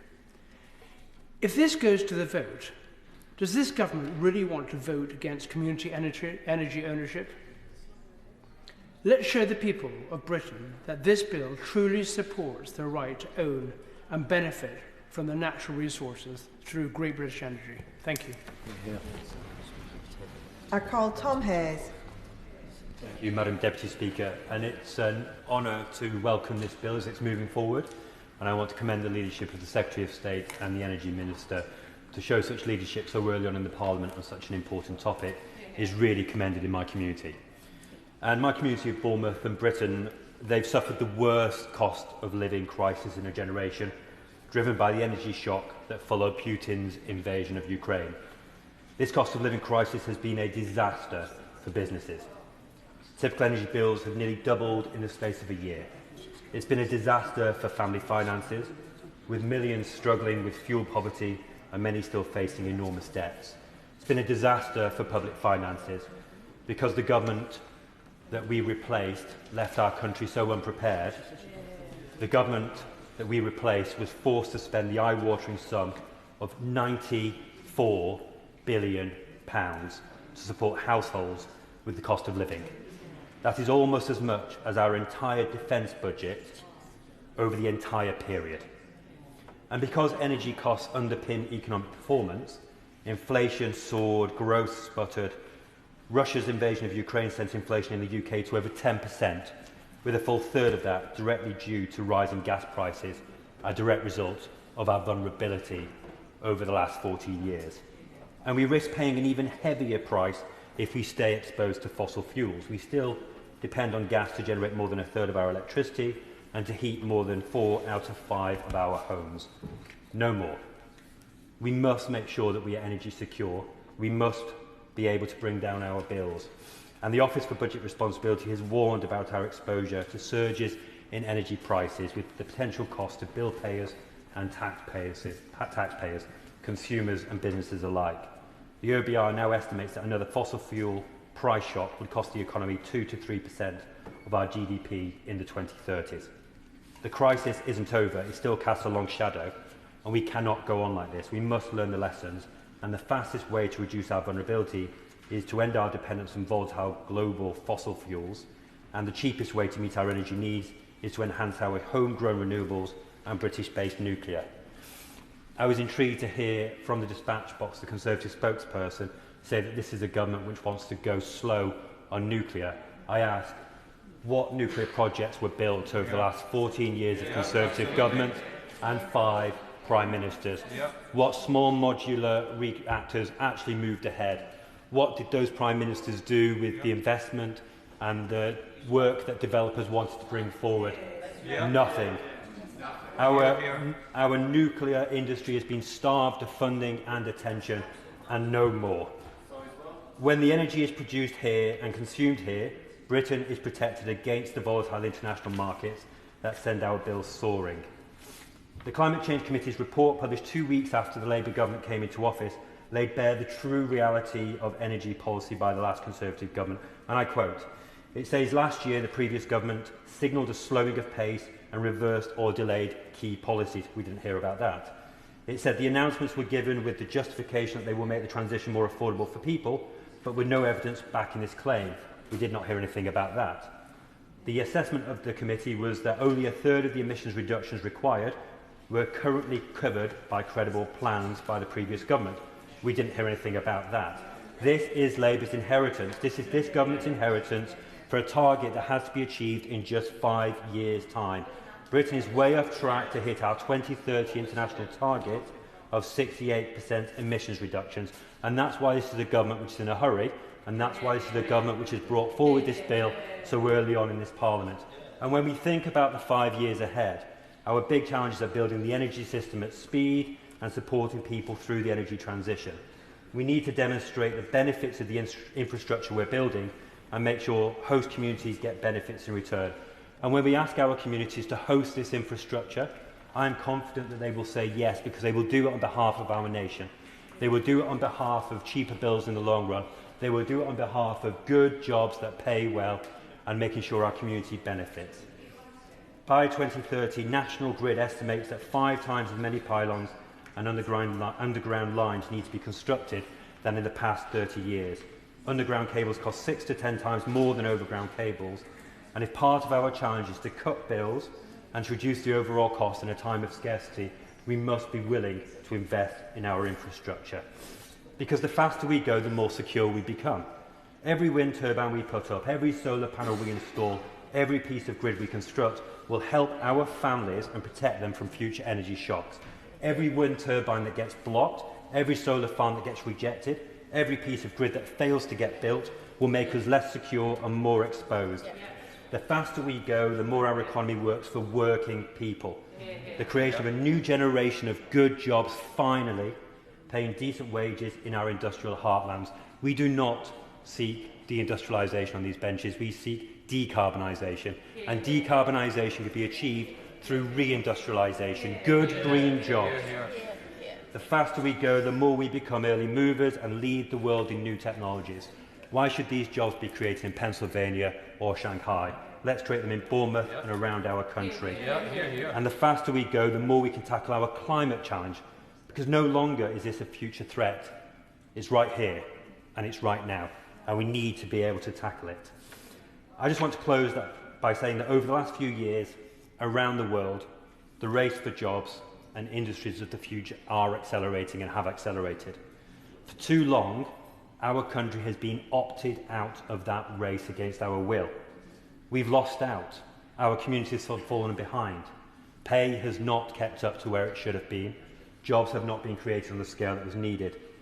Why has this previous government allowed other countries to lead in these industries and clean jobs? Why do they not bet on our country and our potential? I'm delighted to see this bill moving forward. I commend the front bench for bringing it forward, and I look forward to seeing a true investment in our green industries and jobs of the future. Sarah Dyke. Thank you, Madam Deputy Speaker. I rise to support Amendment 5 tabled by my honourable friend, the member for South Cambridgeshire, and would require the statement of strategic priorities regarding facilitating community-based clean energy schemes. Energy supply is the second largest contributor to UK domestic greenhouse gas emissions, making up 20% of carbon emissions in 2022. Community energy should play a key role in reducing this and helping the UK meet net zero targets. Community energy projects have positive impacts on equality, social cohesion and economic opportunity. So, Madam Deputy Speaker, we must encourage the ability of local communities to take ownership of energy production. That way, we can ensure decisions are taken in the best interest of communities and in collaboration with local communities to better meet their needs.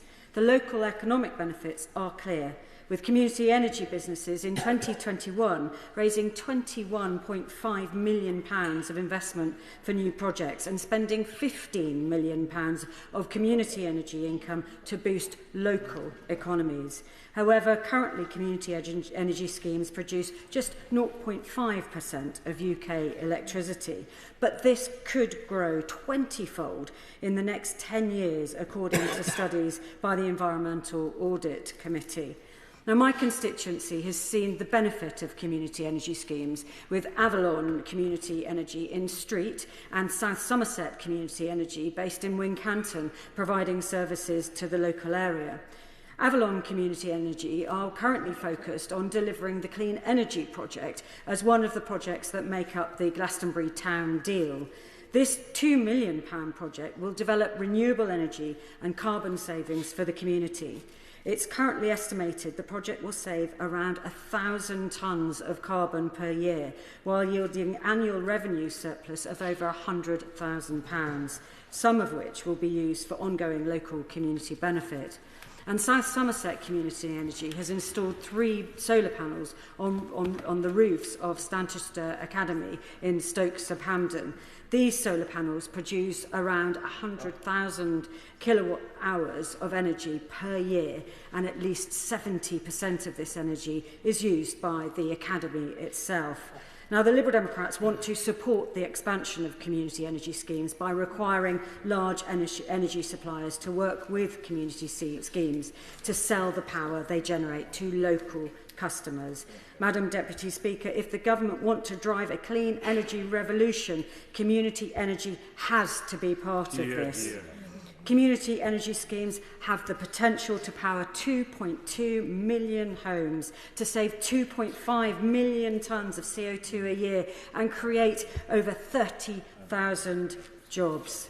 The government has sadly neglected the community energy provisions in the original bill, as many of my Liberal Democrat colleagues have and will outline. This is a major missed opportunity. Madam Deputy Speaker, engagement and consultation with local communities is crucial if GB Energy is to be a success. It should also provide communities who host renewable energy infrastructure with the ability to realise community benefits from this. Now, I have spoken on this point at length over recent weeks because it is crucial if we are to boost much-needed rollout of renewable energy, particularly in areas like Glastonbury and Somerton. Communities must be part of the process. They have a critical role to play and have a voice that must be heard. Through engagement, we can deliver clean energy, increase social cohesion, and allow communities to invest in their place. For the reasons I have laid out today, Madam Deputy Speaker, I will be supporting my honourable friend's amendments to this bill, and I urge the House to do the same. Thank you. I call Brian Leishman. Thank you very much, Madam Deputy Speaker. And before making my contribution, I would like to apologise to you and the House for me failing to mention the financial donations made to me by, firstly, Unite the Union of £7,500 and the Communication Workers Union of £3,500 during the Employment Rights Bill debate last week. I appreciate that being a first-time MP is no excuse, and I extend my sincere apologies to both you and the House. And on that note, I refer to my register of interests, where it also says I am a member of Unite the Union, who I will go on to refer to later. Madam Deputy Speaker, there is so much to like in the GB Energy Bill. A publicly owned clean energy company, the creation of skilled jobs, reindustrialising communities and cutting household bills. It's a transformative and bold idea, something that is to be applauded and to be proud of. And since coming to this place, I have heard it said, indeed I have said, that a nation's energy security is linked to its national security. And GB Energy should eventually help with both of these things. And of course, it was said that GB Energy will create thousands of highly skilled jobs. That's excellent. However, what about the jobs of the Grangemouth refinery workers? The same workers who are right now crucial to Scotland's energy security and therefore Scotland's national security. Those workers are nearing the end of their 45-day consultation process, in which the focus should be on how jobs can be saved and maintained for those workers. And recent comments like, these workers will be okay and it will all be fine because they'll get employment elsewhere. Well, that doesn't help my community if the workers need to leave. It doesn't help with Scotland's fuel and national security if refining stops. And, Madam Deputy Speaker, there can be no doubting that my constituency will be much weaker for losing the refinery. Job losses will run into the thousands. There can also be no doubt that Scotland will be weaker for losing the refinery. After all, Scottish Enterprise have reported that the economic contribution of the Grangemouth refinery is north of £400 million. Mark my words, stopping refining at Grangemouth and the closure of Finnart will have monumental consequences for all of Scotland. It won't take long for the pumps on forecourts all over the country to be impacted, and that means so will the public. And while this is not a problem of this government's making, the previous UK Tory government and the current SNP Scottish government have long since turned their backs on the refinery, and previous UK ministers and Scottish Cabinet Secretaries have gotten us into this mess. But make no mistake, it's our mess to clean up now. If the refinery closes, then jobs will be lost communities will be impoverished, and Scotland's fuel and national security will absolutely be compromised. There are economic, social and moral reasons to keep Grangemouth working. And if they are not enough, and they should be, then let me say that there is also a political reason. Because we will be judged at the ballot box on what happens next, and not just in the 2026 Scottish Parliament elections. So to finish on, Madam Deputy Speaker, let me say it's not too late for the government to do the right thing. Speak with Unite the Union. Listen to what they say. Engage and negotiate with INEOS to deliver a proper and true just transition, and to keep Grangemouth working until the new industrial cluster is ready at the site. Harriet Cross. Thank you, Madam Deputy Speaker. There are few areas of the country that are as reliant and therefore as vulnerable to the energy industry as my constituency of Gordon and Buchan and the wider North East Scotland. Because of this, I want the government's energy strategy to be a success. Indeed, my constituents need it to be a success. But that is why I have severe reservations about the bill and why I must view the Great British Energy Bill not in isolation, but alongside the government's wider energy strategy. I begin by considering the public money, the £8.3 billion of taxpayers' money going into Great British Energy. Madam Deputy Speaker, Labour have cited international examples such as France's EDF as inspiration for Great British Energy. But let's examine EDF's recent history, which reads as a cautionary tale of state intervention gone wrong. In 2022, the French government was forced to fully nationalise EDF, costing €9.7 billion. In 2023, they had to inject another €13 billion. But this huge expenditure of taxpayers' money didn't even solve EDF's problems. The company now faces debts exceeding €64 billion. So is £8.3 billion of investment into GB Energy really realistic? So let's move on to Labour's wider energy strategy. Perhaps there are assurances there as to how that can be mitigated against the apparent inadequate funding. Let's not forget, the UK will be using oil and gas for years to come, and that is not disputed. The expectation that we should get this from our own domestic oil and gas supplies, therefore, shouldn't be controversial. And yet, either through the government's actions or words, our energy security is being put at risk. Jobs and investment in Gordon and Buchan and across North East Scotland are being lost, and a homegrown energy transition is being made ever more difficult. It is incoherent to pump public money into the energy sector while at the same time scaring away private investment from the very companies that are vital to the energy transition, whether by announcing no new North Sea licences, extending and increasing the windfall tax and removing investment allowances. Offshore Energies UK has warned expected tax changes will see investment in UK projects by oil and gas producers fall by about £12 billion by 2029. Last week, Reuters reported about the North Sea producer looking to sell stakes in its North Sea assets and relist on the US stock exchange. The same article quoted the CEO of Total Energies, stating his team had halted exploration in the basin, saying, "With this political landscape, even if you find something, you're not sure you can develop it. The situation in the UK is very problematic." The CEO of Deltec Energy also announced plans to cut spending, also telling Reuters, "The clear message from investors was do not invest in the UK." This is just a snapshot and puts the government's £8.3 billion into context alongside the other decisions that they are making. Yes, of course. The honourable member for giving way, and will she accept that my constituents and her constituents have earned energy security for this country for the last 2 generations and will do so in the North Sea for another 2 generations?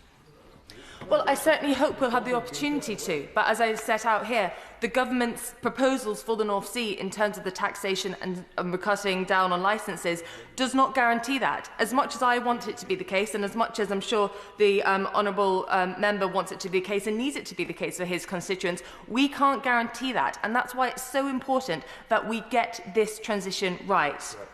But, Madam Deputy Speaker, moving on, included in the bill must be a consideration of the impact on the public.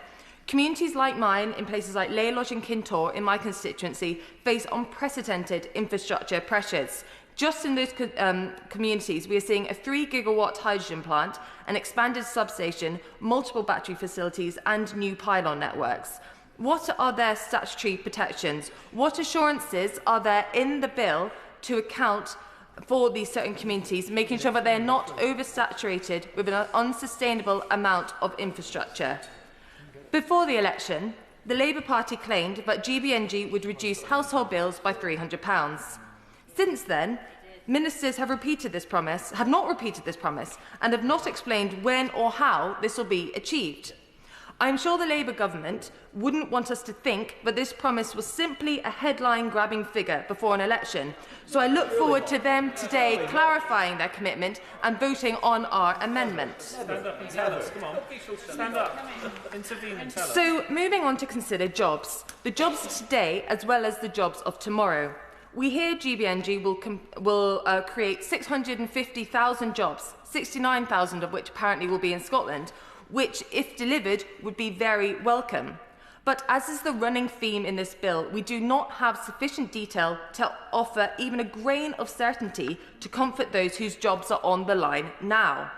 Existing oil and gas companies and supply chains businesses in Aberdeen, Aberdeenshire and the North East need timelines so they can detail their plans for their businesses and their workforces. So how, when and where will these jobs be created? What kind of jobs and skills will they be? But of course, we do now have certainty over at least one job that will not be coming to Scotland, as we hear that the CEO will be based in Manchester. Is Aberdeen a headquarter in name but not in nature? We already know there are going to be satellite sites in Edinburgh and Glasgow. Which other jobs the executive management will not be based in Aberdeen? Madam Deputy Speaker, us in the North East of Scotland are not buttoned up the back.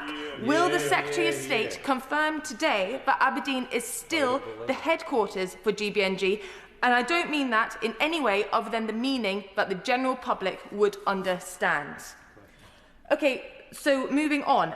We know that the funding will not be sufficient. The overall energy strategy is incoherent. There is no clarity on the delivery of jobs and no mention of the £300 energy saving. But surely the bill offers something in terms of certainty to the very industry that will deliver the energy transition. So, Madam Deputy Speaker, that brings me to the strategic statement. The one thing we know for sure is that we don't know all we need to know about what GB Energy will do. Because of this, the uncertainty that has been created will continue, and communities like mine in Gordon and Buchan, for businesses and supply chains and those working in the existing energy industry, it really is profound. We need to know how these communities will be brought with us in the transition, if it is indeed going to be a just transition. GB Energy, we know, is not going to generate energy, but it cannot instead generate mass redundancies across North East Scotland. It has been reflected on that the Secretary of State has extensive powers under the bill to dictate what is in the strategic statement. Because of that, he's given himself a huge responsibility to make sure that GB Energy delivers its aims.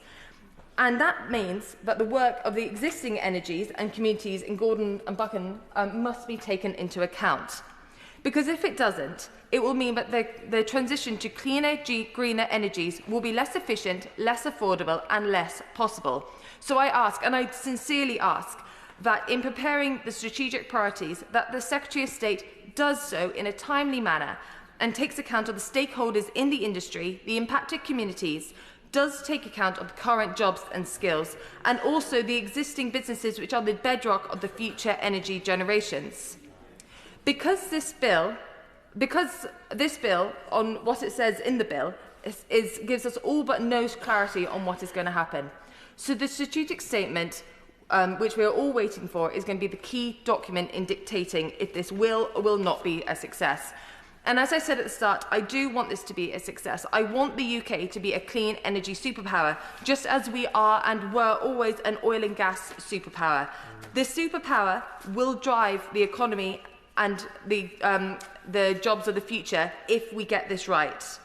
We can't allow investment to be lost, because that means that investment into new technologies will be lost.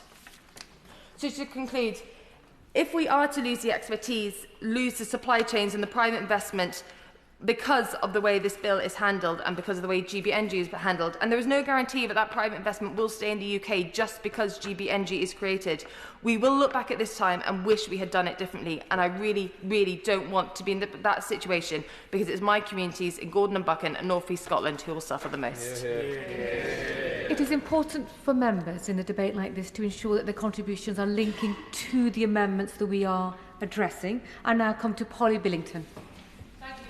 Speaker, and I refer specifically to the amendments on community energy. And I'd like to refer the House to my register of my members' interests. Now, back in 2016, I founded UK 100, which is a network of local government leaders ambitious to shift their energy, their communities and their economies to net zero. And it's because of that experience working with local leaders across the country of all political persuasions that I would like to highlight the importance of a local-led approach in reaching our net zero targets. Now, GB Energy will be able to play a crucial role in this by facilitating and encouraging local authorities to meet the ambitious net zero targets that have been set across the country. Now, people will be familiar with the ambitions of big cities like Leeds, Liverpool, Birmingham, Bristol and Brighton, to name but a few. But also, there are towns and villages in rural and coastal communities that have made those commitments as well. And that is why community energy is so vital and why it is so much part of the overall project of this government and of the GB Energy Bill.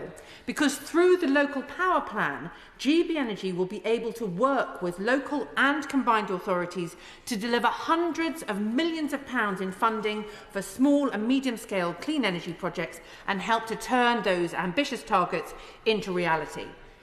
GB Energy will also be able to work with communities across the country to help deliver this local-led approach.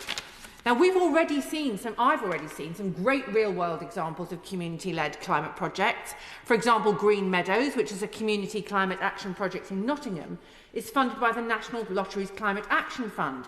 That aims to deliver home insulation, clean energy generation to local homes, planting projects, workshops to give residents the tools and skills to install their own energy upgrades. But no disrespect to National Lottery Fund, what we need is a more strategic approach for our local delivery of clean, homegrown, secure energy. And that is the role of the GB Energy Company. By working with communities and local people, GB Energy will also be able to play a crucial role in helping to build consent and support for clean energy projects. To reach our ambitious targets and to avoid a backlash to net zero, which we've already seen, and particularly driven by some of the attitudes of the party opposite, we have to bring people along with us and show them how they can tangibly benefit from the transition. Net zero must not be something we do to people, but with people. If we don't work with communities, we will face resistance across the country, but not because people are against tackling climate change. Involving people and showing them how they can tangibly benefit means we will face less resistance and delivering much quicker deployment of the energy projects we need to build. Swaffham Prior, for example, was mentioned by some of the Right Honourable members opposite, which is indeed a valuable project.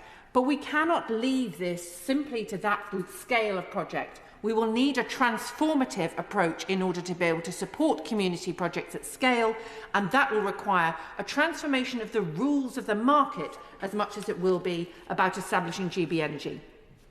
Lastly, de-risking these projects, both at scale and community assets, will be a vital role for GB Energy. Reaching net zero will be a partnership between the state, the private sector and the community. Government investment to help crowd in that private sector and community investment will be crucial. In this context, we often talk about new and developing technologies, but it is crucial that we don't forget existing, proven technologies in this conversation. Integrated, multi-technology projects, for example, developments that could incorporate solar panels, battery storage, EV infrastructure, are much more complex to build and therefore create at the moment a greater financial risk of not becoming a reality. As we move towards smarter, more integrated energy systems, we have to keep this in mind to help these projects get off the ground. I finish with another example from my experience before I came to this place. The Trent Basin project in Nottingham was a fantastic innovation by a private company attempting to do multi-technology projects in a subsidy-free way. Now, that has been indeed important for the people who've ended up living there. But unfortunately, Madam Deputy Speaker, it has continued to be an exception, not the rule, because there has not been a regulatory regime to develop such projects. GB Energy Company will be part of that transformation and providing the investment as well as a regulatory framework for us to be able to deliver the community energy that will be vital for this country's ambitions. Caroline Warden. Thank you, Madam Speaker. So I rise also alongside my honourable friends here to speak on Amendment 5. I welcome the fact that the Government is keen to increase energy from renewables. We've certainly waited far too long for the priority and urgency that is needed to try and shift electricity production definitively away from fossil fuels in this country. And unlike this Shadow Minister, I personally look forward to the day when I can turn my lights on knowing that the electricity has been produced by the sun or the wind. So I would like to just acknowledge 4 excellent projects in my constituency, which are brilliant examples or potential future examples of community energy. First of all, we have South Brent Community Energy Society, who run a community energy fund with the surplus from the operation of the wind turbine and solar panels that have been erected in the village. This is directed to new energy-saving measures and renewable energy generation projects for the benefit of the community. Charity schools, community groups have all benefited from the surplus energy that it produces, and it's a brilliant example of what can be done in a village environment with a community energy project. Totnes Renewable Energy Society has got solar panels on the roof of the Civic Hall, which I can see from my bedroom window, which power the electricity in my house, along with others. And we also have a turbine in the river. Sadly, it doesn't have a name like Thunder or Lightning, like the one in my honourable friend's constituency, but it does power the local high school. So I have spoken to many people. Oh, I've got some others that I've forgotten as well. So the other ones were Sustainable Blackawton. I'd like to give a shout out to them. They are very keen to find a site for a wind turbine, and the Bigbury Fan Club, which is just setting out on a very long journey to try and get a turbine there as well. And I have spoken to many people in the constituency who are excited by the prospect of creating new projects, be it solar or wind on community and municipal buildings or wind turbines in a village, but they are struggling. It is complicated to get planning permission, it's difficult to get funding, it's virtually impossible to connect new projects to the national grid. We absolutely must make it easier, simpler and faster to connect up community energy projects, not only so we can transfer over to clean energy, but so that communities all across the country, like the brilliant example we had from Egg in Scotland, can connect to renewable energy like this. I do believe we used to have something called the Green Investment Bank back in the early 2010s. What a shame that we lost that in 2014, and with it 10 years of potential investment in green projects. So we now need to catch up for a lost decade, since the Liberal Democrats did so much to grow offshore wind when we were in office. So we will support the government in its ambitions to transform our energy network, but community energy absolutely has to be at the heart of it, has to be baked into this bill, so that every village that agrees to a wind turbine should be able to benefit from it, knowing that they are using their own clean, locally produced energy for the benefit of their community and for lower bills and for cleaner energy. So we are calling for large energy suppliers to work with community schemes across the country so that we can sell power to local customers at a discounted rate and provide community benefits, and to guarantee that local communities... Yes, I'd be happy to give way. I'd just like to, thank you very much, Madam Deputy Speaker. I'd just like to have a further clarification on this interesting proposition from the Liberal Democrats about community energy groups working with big energy companies. What plans do the Liberal Democrats have for the concept for securing ownership at community level? Because my concern would be from the model you're suggesting, the model that is being suggested, is that indeed, rather than there being a community energy ownership model, it would instead be big companies investing in small communities. I thank the honourable member for the intervention. The model would involve part ownership by the community and part ownership with large energy suppliers and community ownership. Community energy groups. Yes. I will hand over to my honourable friend to... Am I allowed to do that? Can I intervene? Yes, please. I think I'll intervene, Madam Deputy Speaker, if that's okay with you. And we do welcome that question and intervention as well from our honourable member from East Thanet. And in fact, there are multiple ownership models. And so I think it's quite right to get the clarification. Some of these will need investment from other companies, but others will be... Just order. We've got a speech mid-flow. If you want to respond, please be seated. We have a speech mid-flow, is that correct? Yes. Then please continue. If you wish to respond to that intervention, you may do so. Then I'll go to another speaker afterwards. Thank you. Thank you. I'm just going to conclude by saying that we want to guarantee that local communities receive a fair share of the wealth generated from community energy projects, and it is crucial that these are at the heart of this bill. So I welcome the government's support for Amendment 5. Luke Murphy. Thank you, Madam Deputy Speaker.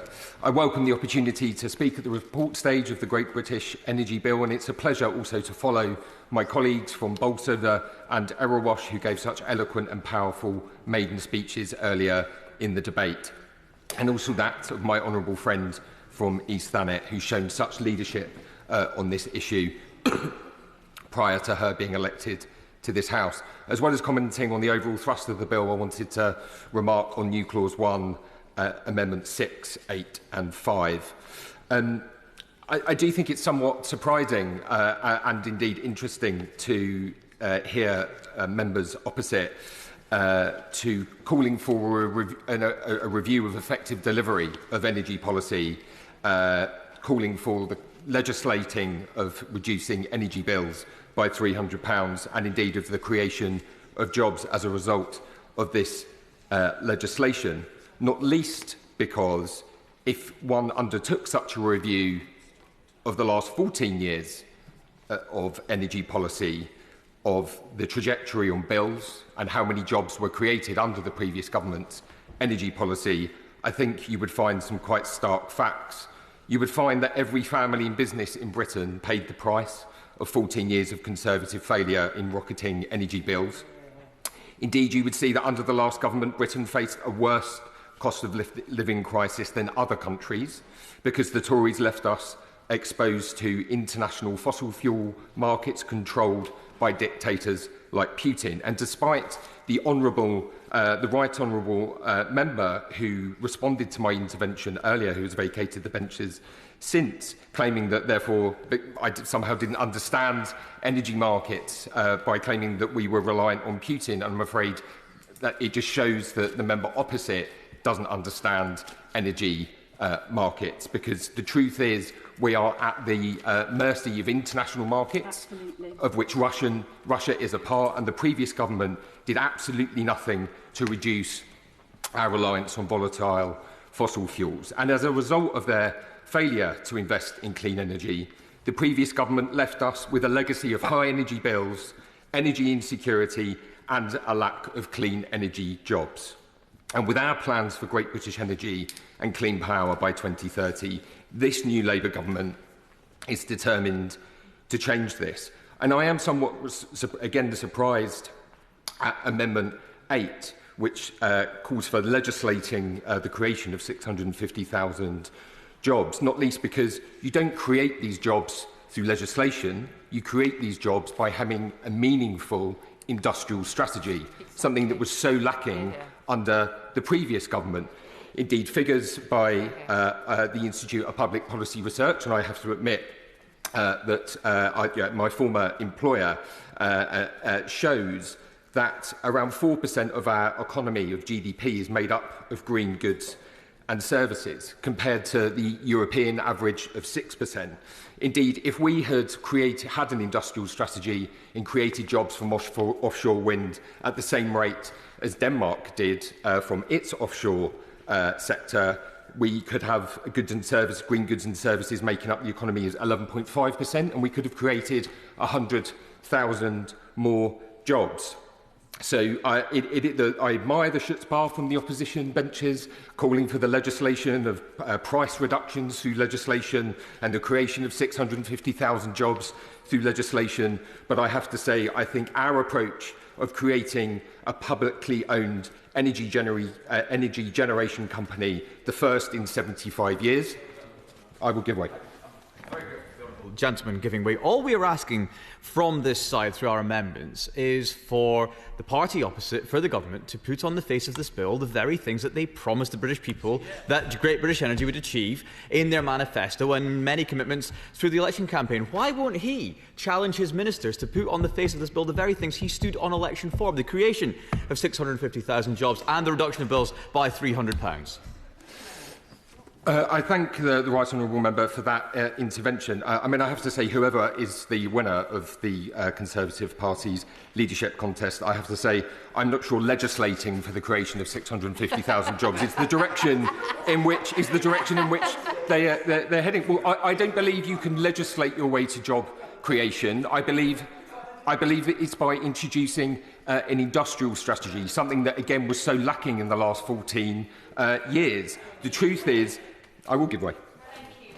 Does the honourable member appreciate that it's not about legislating for jobs, it's accountability within the bill, which is so lacking at the moment?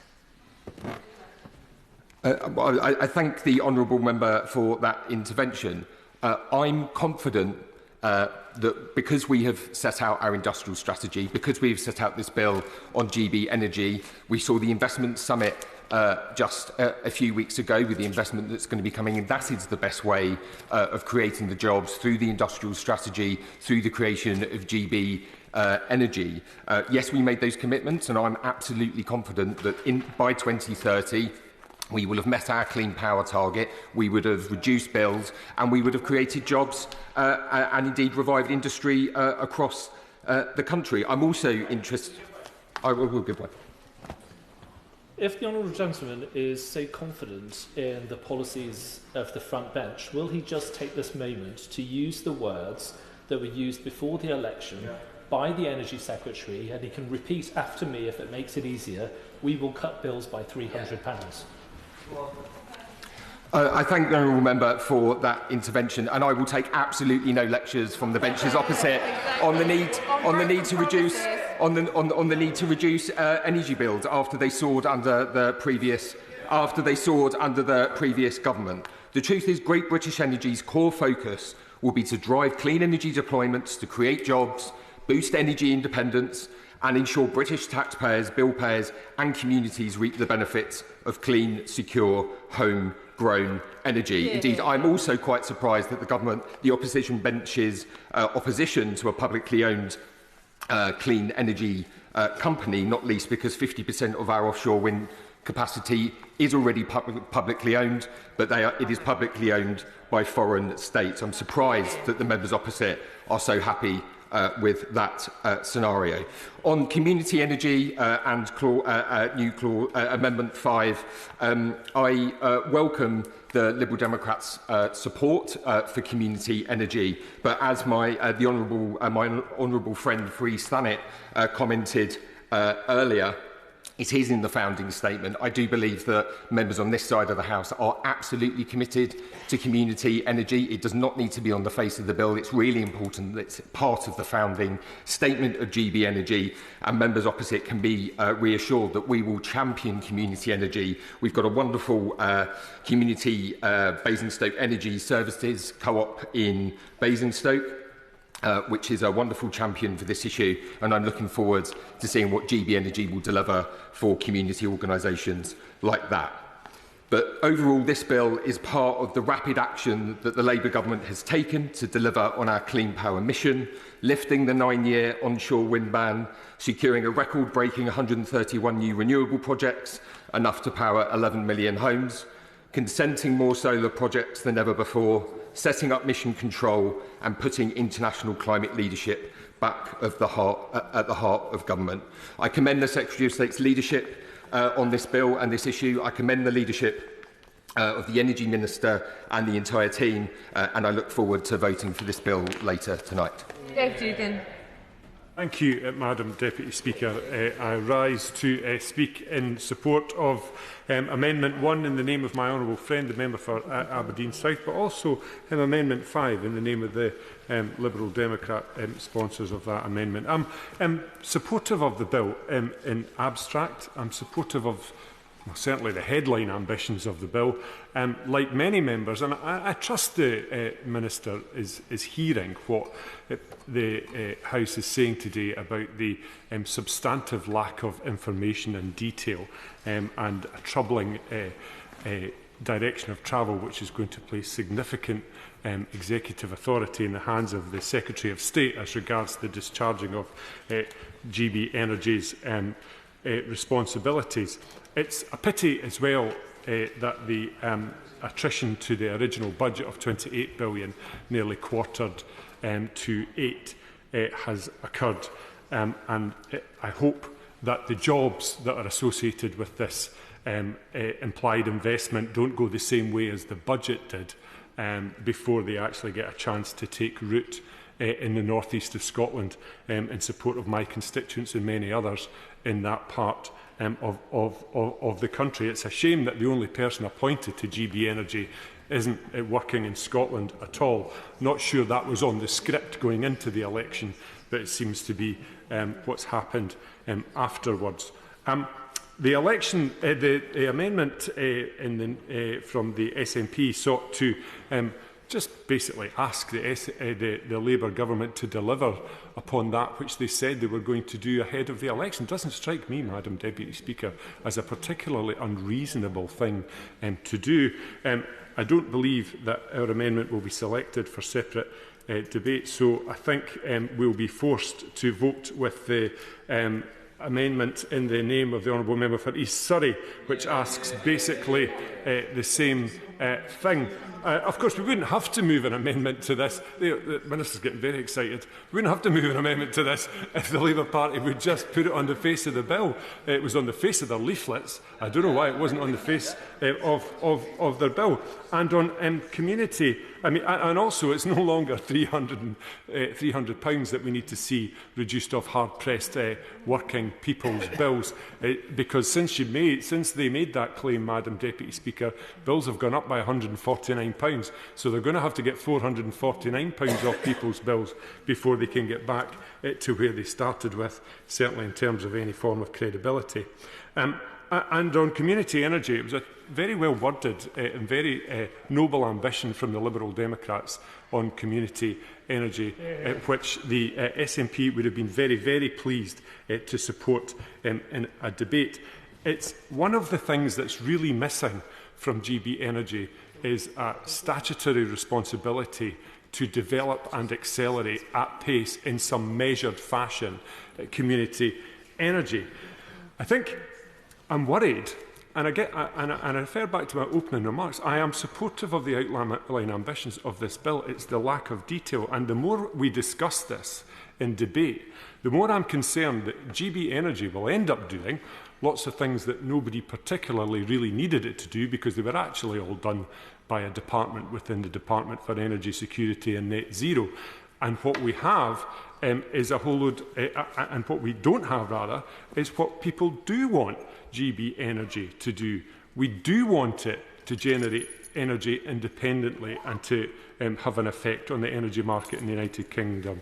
We do want it to sell energy to the retail market. We do want it to buy community energy off community energy generators and introduce it to the market. And we want it to enable community energy, and we want it to lower bills.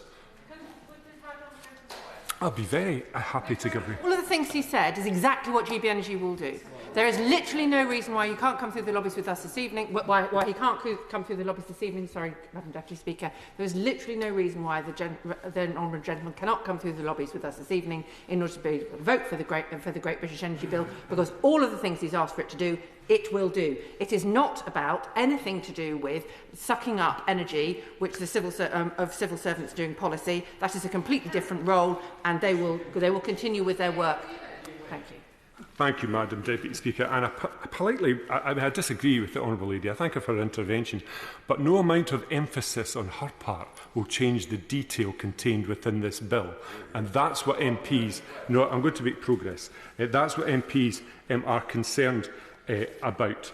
The Minister has advised that GB Energy will not seek to displace foreign-owned energy companies, but will instead crowd in investment.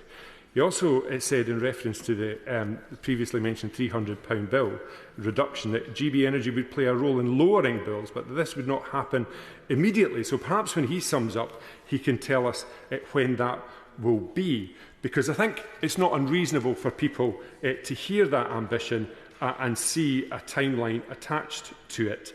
And I think I mentioned the funding, the attrition to the funding.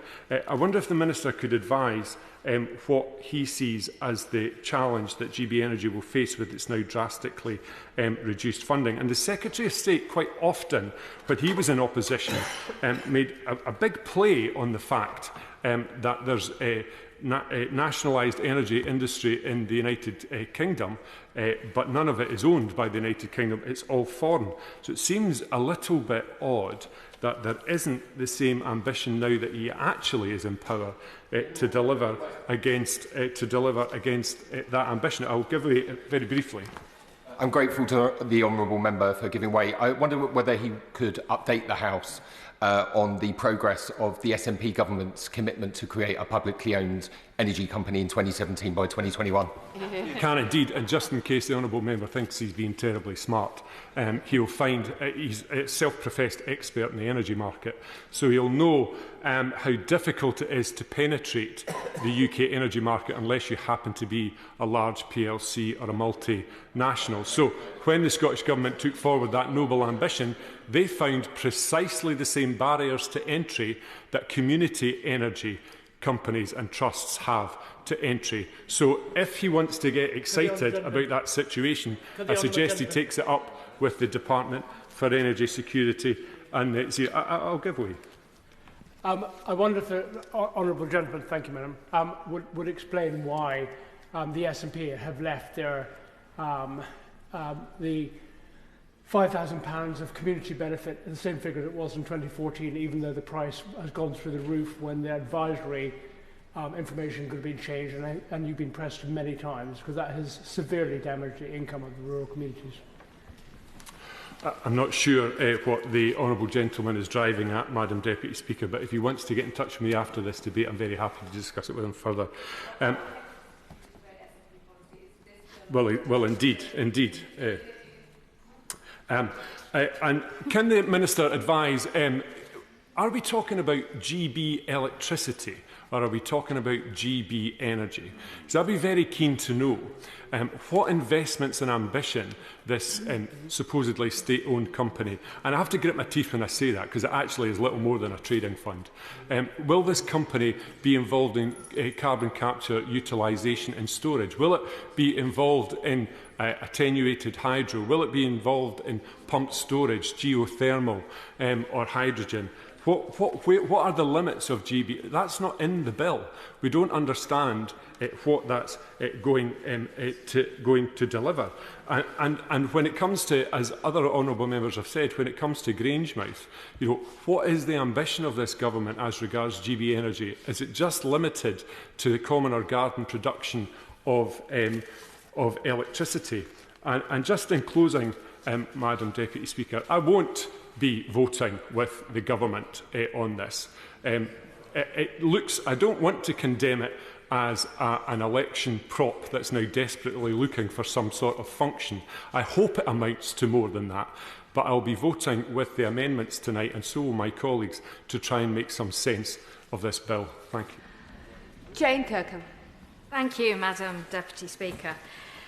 This bill's job is to set up a new and unique public energy company to work within the clear objects set out in Clause 3.2 in the bill, not simply as an investment bank, but as part of a developing strategy for renewables across the UK.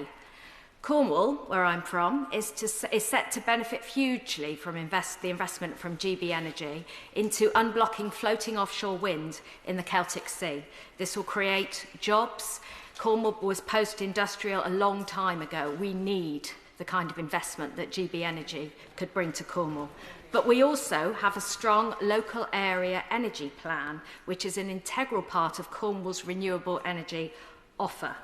It has cooperative, community and local authority energy as part of that plan. And as a cooperative MP, I support that local power plan that the government is proposing, which will be part of GB Energy.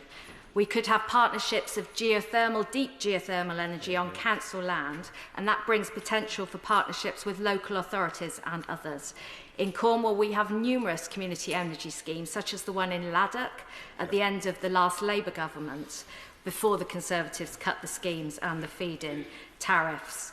We could invest in infrastructure with GB Energy in partnership with the Crown Estate, the cables, the grid, and potentially even the ports. This bill sets up a huge opportunity. There is so much GB Energy could do in future as part of a developing strategy to secure clean energy, reducing greenhouse gas emissions, as it says in the bill. As its ambitions and horizons expand in partnership with the Crown Estate and others, so must its objects and its strategy be able to expand too. Right. Sally, forgive me. Sammy Wilson. Deputy Speaker. Can I rise, first of all, to support Amendments 6 and 8 to this bill. This was a bill which was promised in order to do a number of things. Reduce the cost of energy to consumers. And indeed, the government during the election gave a specific promise that that reduction this year would be £300 per household. And of course, as other speakers have said, and indeed as the government has accepted, that's not going to be delivered. So it's not a great start for the bill anyhow. Secondly, it was going to deliver a certain number of jobs. And thirdly, it was going to deliver sustainable energy, energy security and clean energy.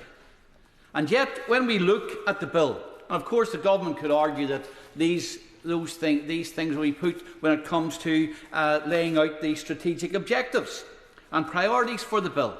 But they're not in the bill. And they're not in the bill because I don't believe that, given the strategy which we are pursuing now, the net zero strategy, that any of those things can be achieved. Let's take the first one. That costs for consumers would come down. Now, we know they're not going to come down this year. But given the strategy and what needs to be done to deliver that strategy, there are huge costs which are going to be imposed on consumers. We know that, first of all, we're going to turn our back on a lot of the power plants we already have in place, even though they're not defunct. And we're going to build new power sources. And those power sources, of course, whether they're built by the state or whether they're built by private companies, there's going to be capital expenditure involved. There's going to be a return on that capital. And who's going to give the return on that capital to the companies that do it? Of course, it will be the consumers. And since we're going to build many of these power sources away from where people live, because the open areas for wind or solar are not beside the centres of population. So we already know that there's going to be a huge expenditure, billions of expenditure, on putting in a total new network. And indeed we have had some of it mentioned here today. A network which is not only going to be costly, but it's going to be controversial. And I have listened to some of the members today who said that, in order to ensure that the lights are turned on and there's a supply of energy. My constituents will be quite happy to have huge pylons erected in their back garden or down beside their houses. Of course I won't. It's going to be controversial. That's why the government is going to have to change the planning system as well. And that infrastructure, who's going to pay for that? It's going to be paid for by consumers. And then, of course, since the wind doesn't always blow and the sun doesn't always shine, we're going to have to keep fossil fuel stations going. And indeed, only, I think, 2 weeks ago, the head of the grid network indicated that there would need to be, and this was his own words, there will continue to be a significant amount of power plants in reserve for cold, dull, windless days in winter, but they'll only run for limited periods. And that's the problem. They will only run for limited periods, but they have to be maintained. They have to be turned on. They have to supply electricity for those short periods at about 20 times the cost of running them continuously. But in order to do away with fossil fuel production, we're going to keep these plants, and therefore there's going to be additional costs. And of course, when the wind blows too hard, so we have to keep them for wind that doesn't blow hard enough, and we're going to have to keep them. We're going to pay out for when the wind blows too hard. So the reason why I believe cost has not been mentioned in this bill is that the government knows, and this might be a price that people are prepared to pay, but at least be honest with them.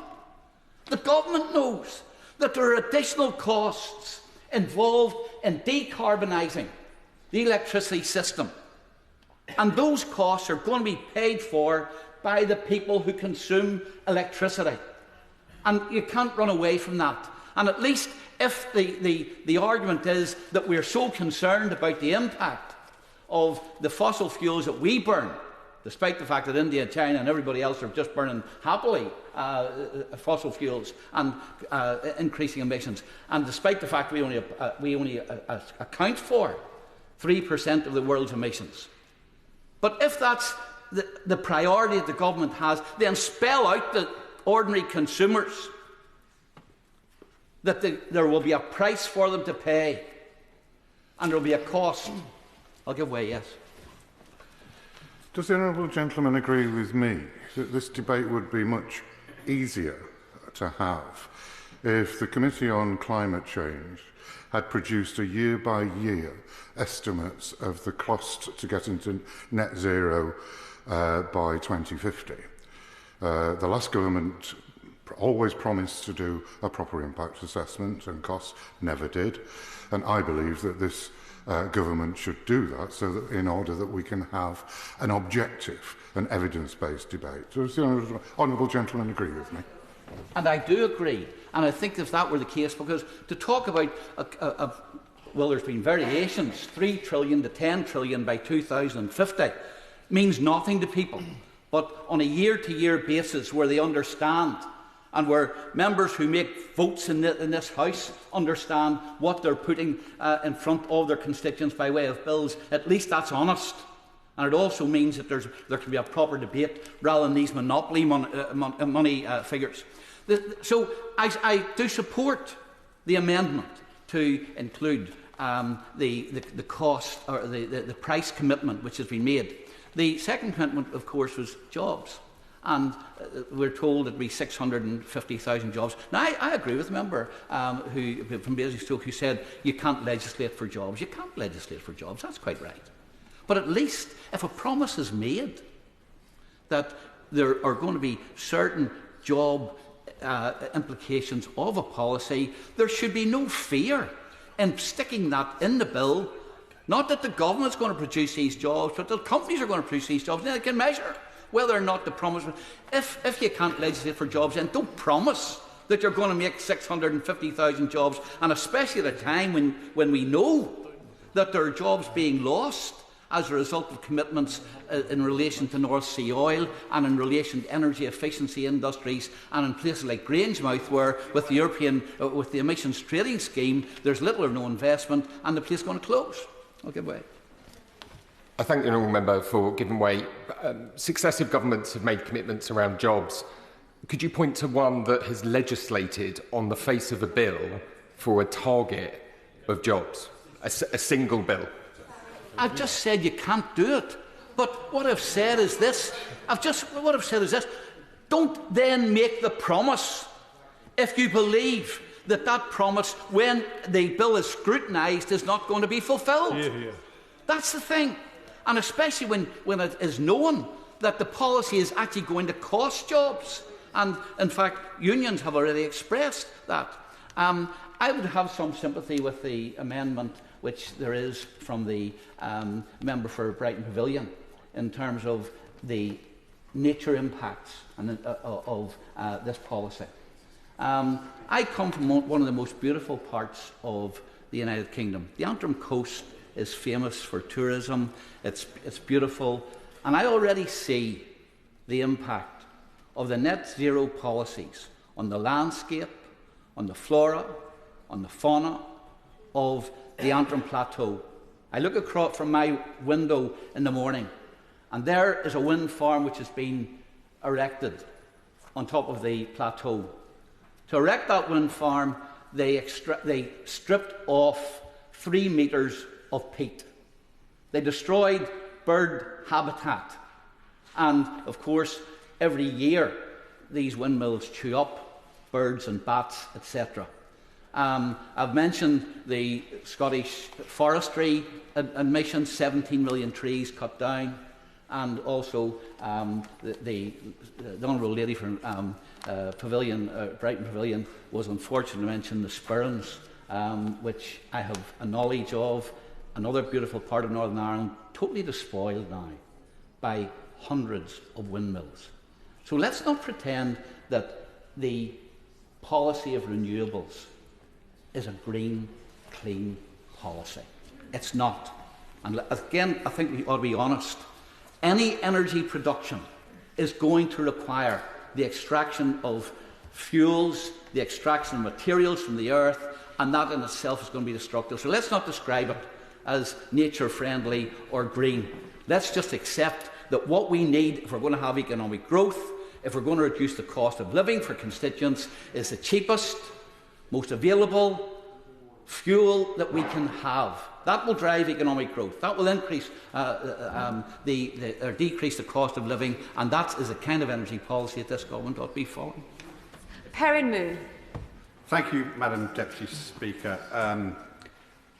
The Conservatives are quite adamant that there are very few people on these benches with any business experience. So, having spent over 30 years in business, latterly in the electric vehicle charging infrastructure, I was reassured by the member from Bexhill and Battle that there is at least one Conservative that is not a renewable energy Luddite.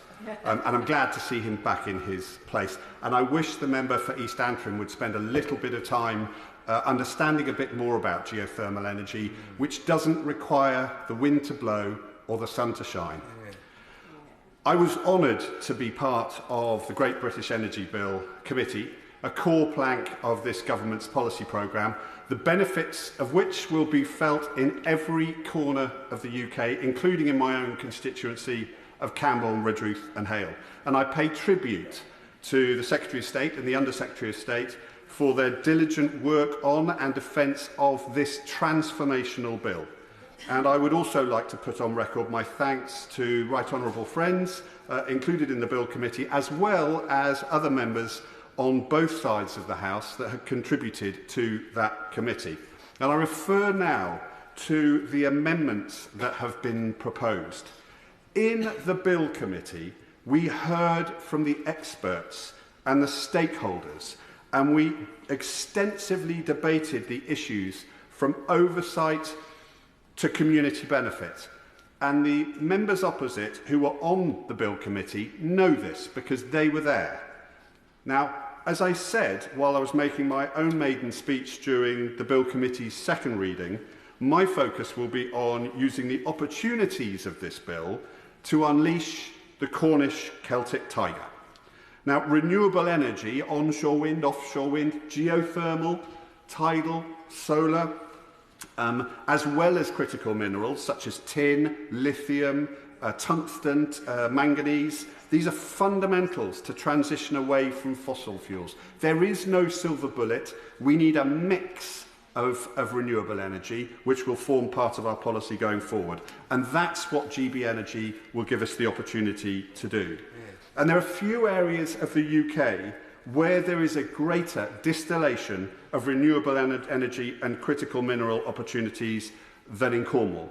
And I refer to the earlier comments made by my right honourable friend in Rotherham in relation to human rights and the opportunity to produce domestically an awful lot of the energy and the critical minerals that we currently import from places such as China and Indonesia, Australia and South America. And as a result, expectations within Cornwall for local jobs is in these industries, supporting community initiatives and domestic supply chains in one of the most deprived areas of Northern Europe is extremely high.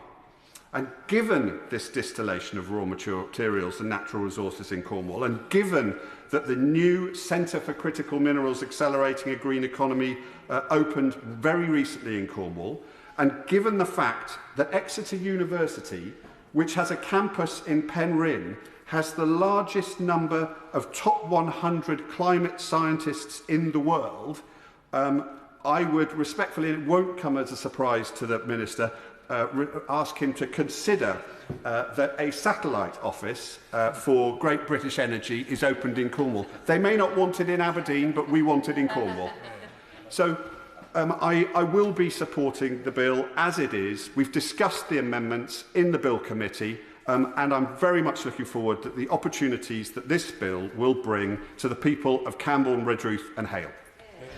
To ensure I get everybody in before the time limit that we have remaining for this afternoon, the backbench speeches will be limited to 3 minutes after the next maiden speech. And the maiden speech is Iqbal Mohammed.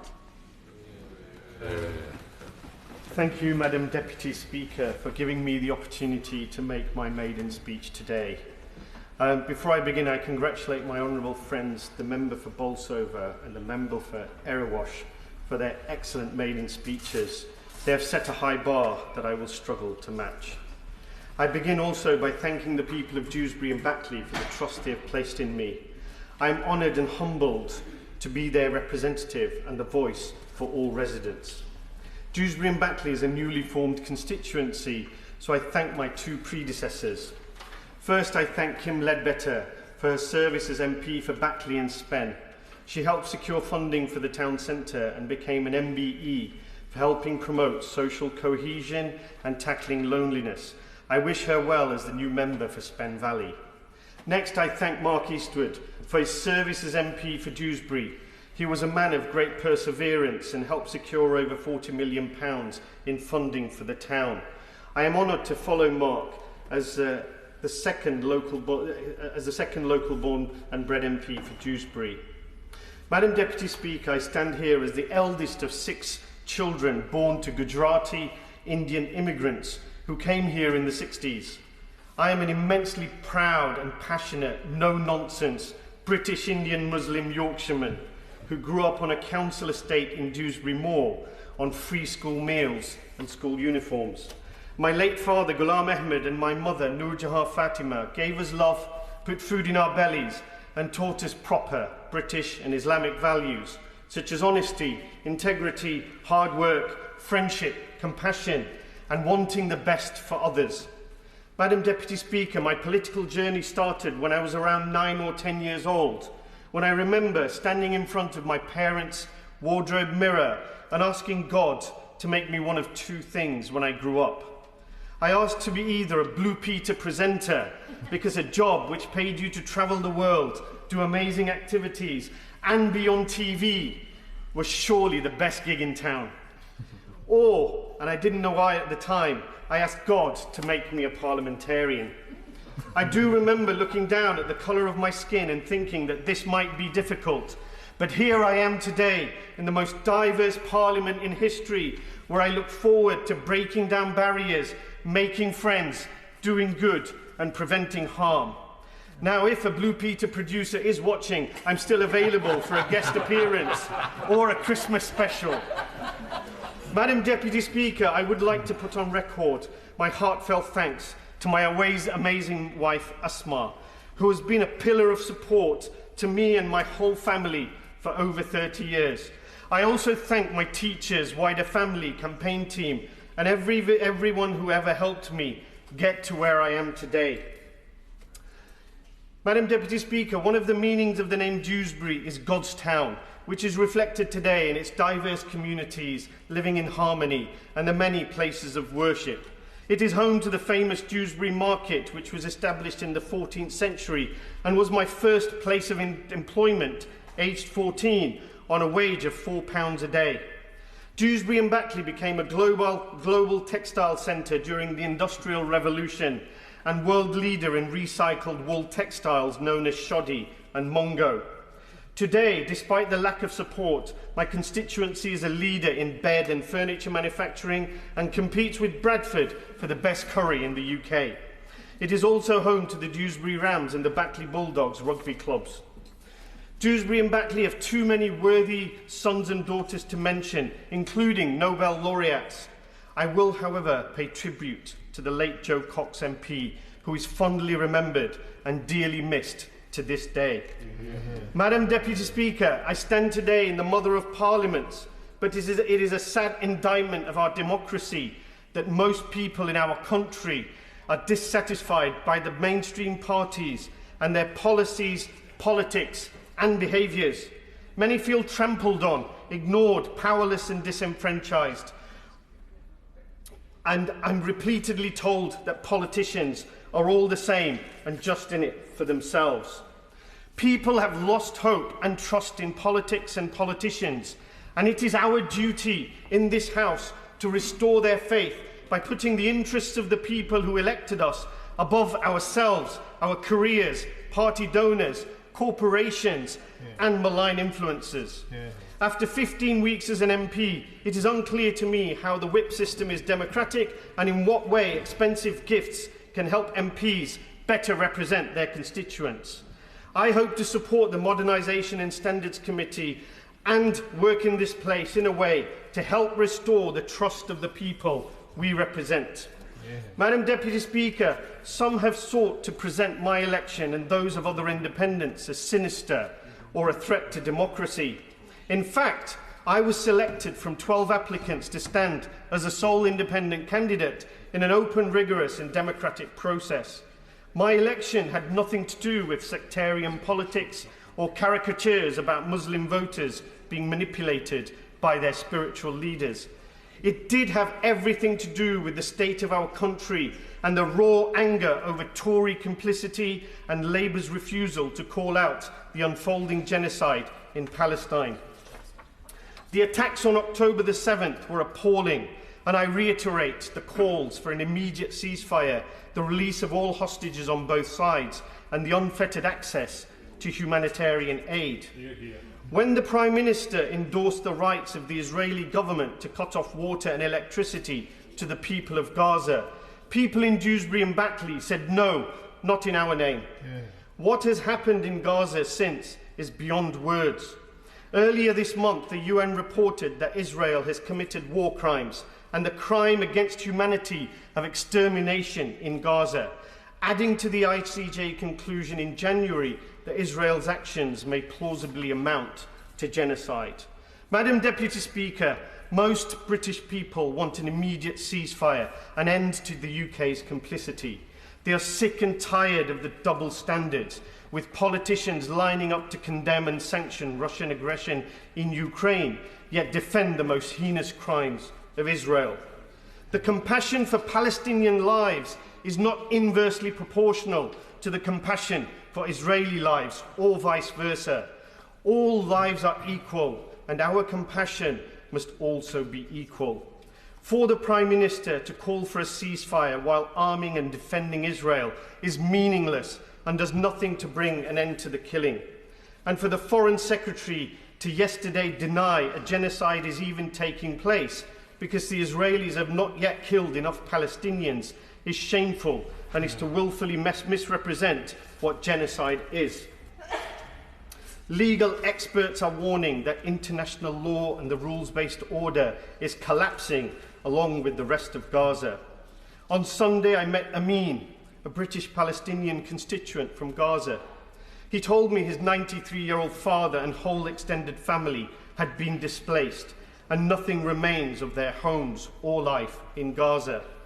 So, on behalf of Amin and his family and all the Palestinian people, I implore the UK government to take a moral and legal lead and do everything in its power to uphold the UK's obligation to halt the genocide and to end the 76-year-old long unlawful occupation. So, Madam Deputy Speaker, the ongoing genocide was a huge factor in my election, but it's not the only factor. Voters in Dewsbury and Batley have been hit hard by 14 years of Tory austerity and decades of local government failure that has decimated our public services. In one of my wards, 3 in 5 children are now living in poverty. And across Kirklees, the most deprived people live on average 8 years less than the least deprived. It therefore simply defies belief that among the first actions of this Labour government was to pick the pocket of pensioners by taking away their winter fuel allowance and to refuse to lift the 2-child benefits cap. The fact is, a huge number of our fellow citizens are in real financial distress every day of every week, and the government needs to take immediate action to help them. And I am concerned about what the impact of yet more austerity will do to community cohesion. As a British Muslim person of colour, I am alarmed when I hear one of the candidates in the Tory leadership contest say that 1 million migrants should be deported and Muslims should be arrested for saying Allahu Akbar, which just means God is the greatest, because I know who the real beneficiaries of those comments will be. We saw where this kind of rhetoric leads. Riots on our street, asylum shelters attacked, religious institutions besieged by mobs, families and communities terrorised. This place must set the example for the people of Britain to follow. We must root out racism and bigotry and reject any narrative that seeks to blame asylum seekers and immigrant communities for the decades of austerity that has eroded the fabric of once secure communities. Madam Deputy Speaker, I believe that politics done correctly is one of the highest forms of public service and a force for good, for the many and not only the few. For my time in Parliament, I promise to not deliberately cause any harm to my fellow members, our nation, the people of our country, or the wider world. And I am committed to working with all members and with all communities to create a more just and equal society, to end poverty and tackle inequality, to speak for those feeling forgotten about and who have been left behind, and to try and harness their grievances as a force for good. Thank you. Rory Collins. Thank you, Madam Deputy Speaker. I'd also ask members to refer to my register of interests, but energy is at the heart of our economy. It powers our homes, our schools, our workplace, and even our democracy. Most importantly, it's at the heart of our communities, but this bill must ensure that it brings those communities and community energy projects with it. That's why I'm speaking wholeheartedly in support of Amendment 5. Local to Harpenden and Berkhamsted is the Grand Union Community Energy Benefit Society. They're running several CEF schemes, including solar canopies and investigating heating from an aquifer. As a not-for-profit, they aim to use the proceeds to help householders, especially the most vulnerable, reduce their energy bills and their energy use. They also support other energy community organisations that don't have a regular income. In Berkhamsted, they've worked with Sunnyside Rural Trust to give the energy strategy, to review the energy strategy of their North Church site. I've spoken with passionate members such as Sarah, Paul and John about why they're making it work and what the difficulties are that they face. If we are to reach net zero, community energy is needed to fill a gap between individuals, businesses and councils. It was John who reminded me that if community energy is supported, that there is a significant resource of people ready and waiting to put their voluntary efforts into getting schemes off the ground. But by their very nature, they are embedded in our communities, and we must bring our communities with us if we make the change needed. But our community energy projects need support. Community energy projects face insurmountable costs when trying to sell the power they generate to local consumers. The Grand Unity Community Energy Project are nervous about taking on the delivery of the projects, as there is uncertainty as to how electricity prices may change in the future. Community energy needs stability too. As it stands, community energy schemes find it nigh impossible to power directly to local consumers, which leaves pricing and sub-projects financially unviable without further support.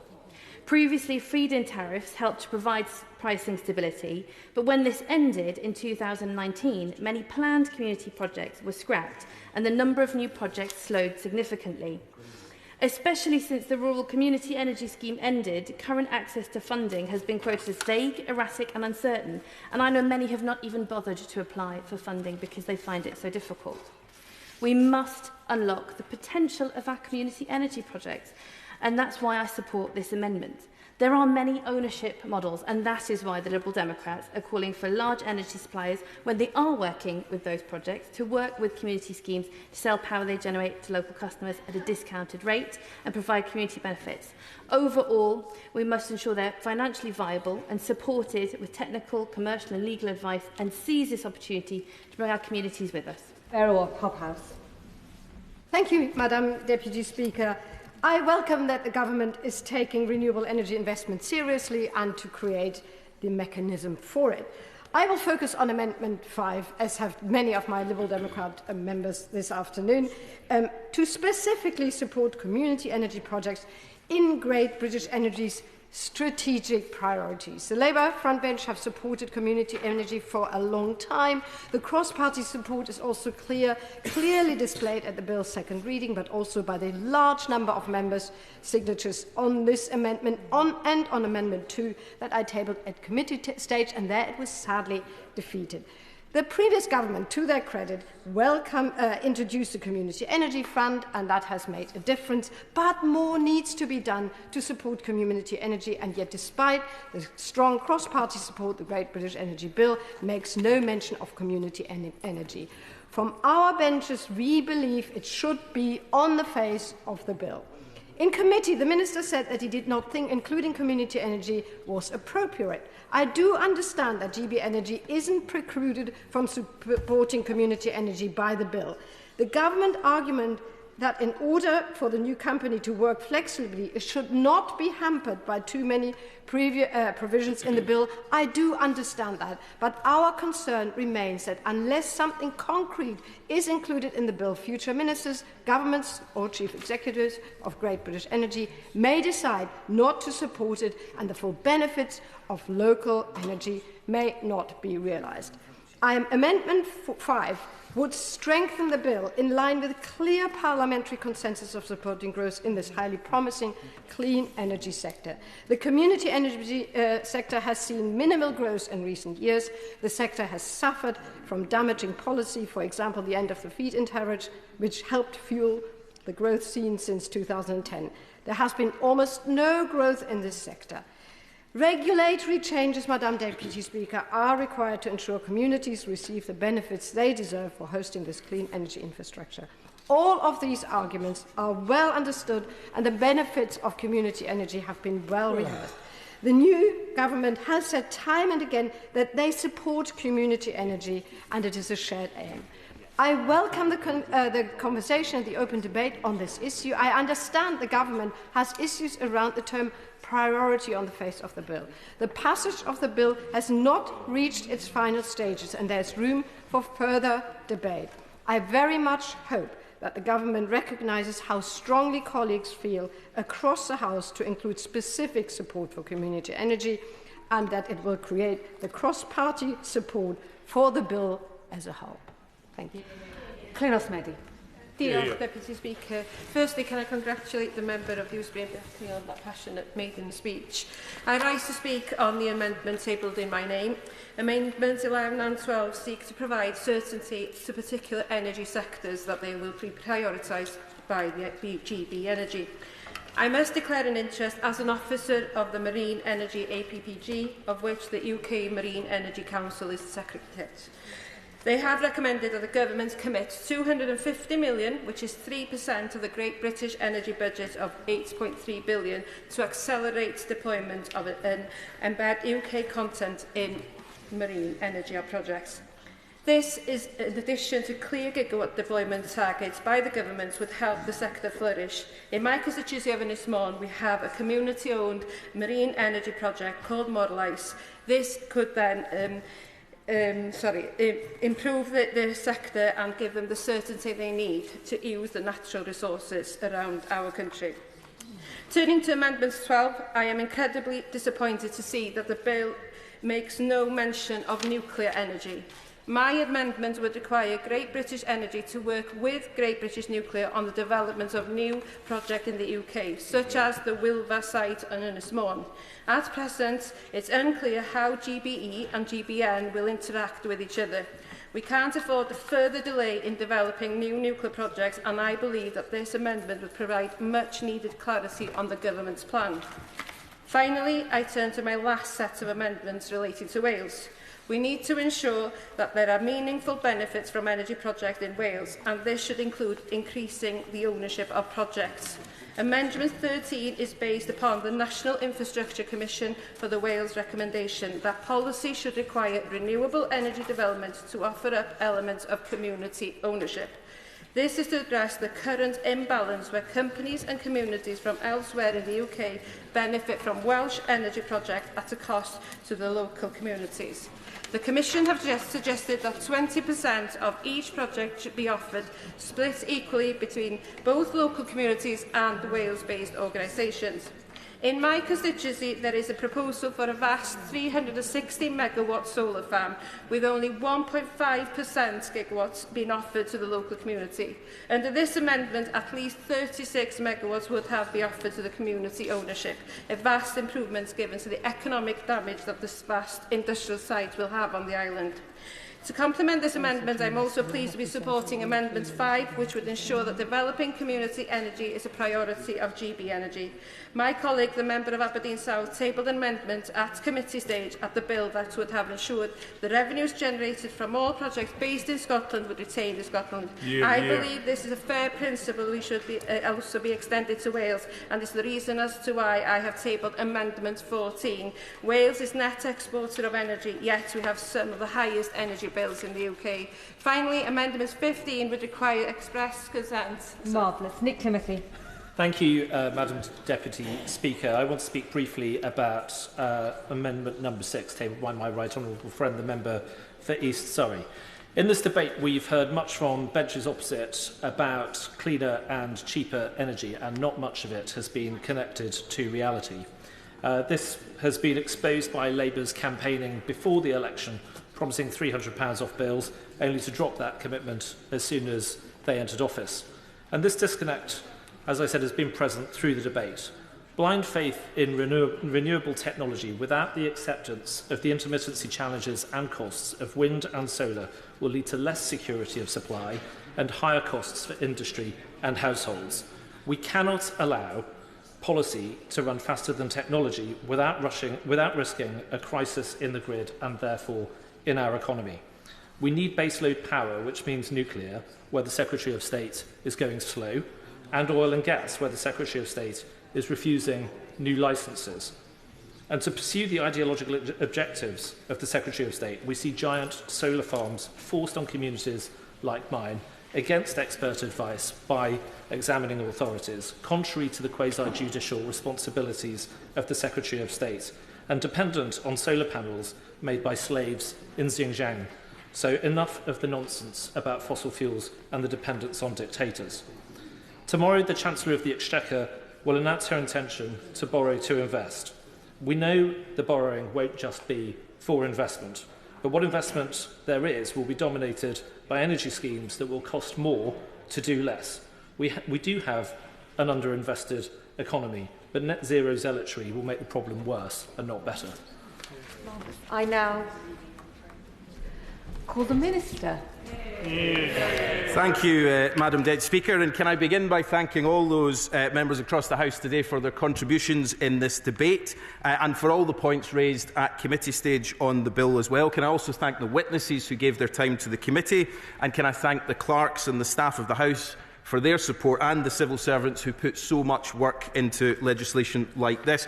I apologise in advance to the House for both the speed of my speaking and the speed with which I'm going to have to go through the amendments. There isn't a huge amount of time left, but I do want to highlight, first of all, the three maiden speeches that we heard today. The member for Bolsover, who gave an incredibly emotional speech earlier on and spoke really passionately about the importance of the state having an impact on people's lives. And can I also pay tribute to the member for Erewash, apart from anything else, for telling us how to pronounce it, and the member for Dewsbury and Batley. I'm sure at least he'll have a Blue Peter badge in the post to him for his speech. Great British Energy is at the heart of our clean power mission, and this bill provides the statutory basis for it, enabling the government to deliver on its ambitions that we set out during the election and which the country so resoundingly voted for just a few months ago.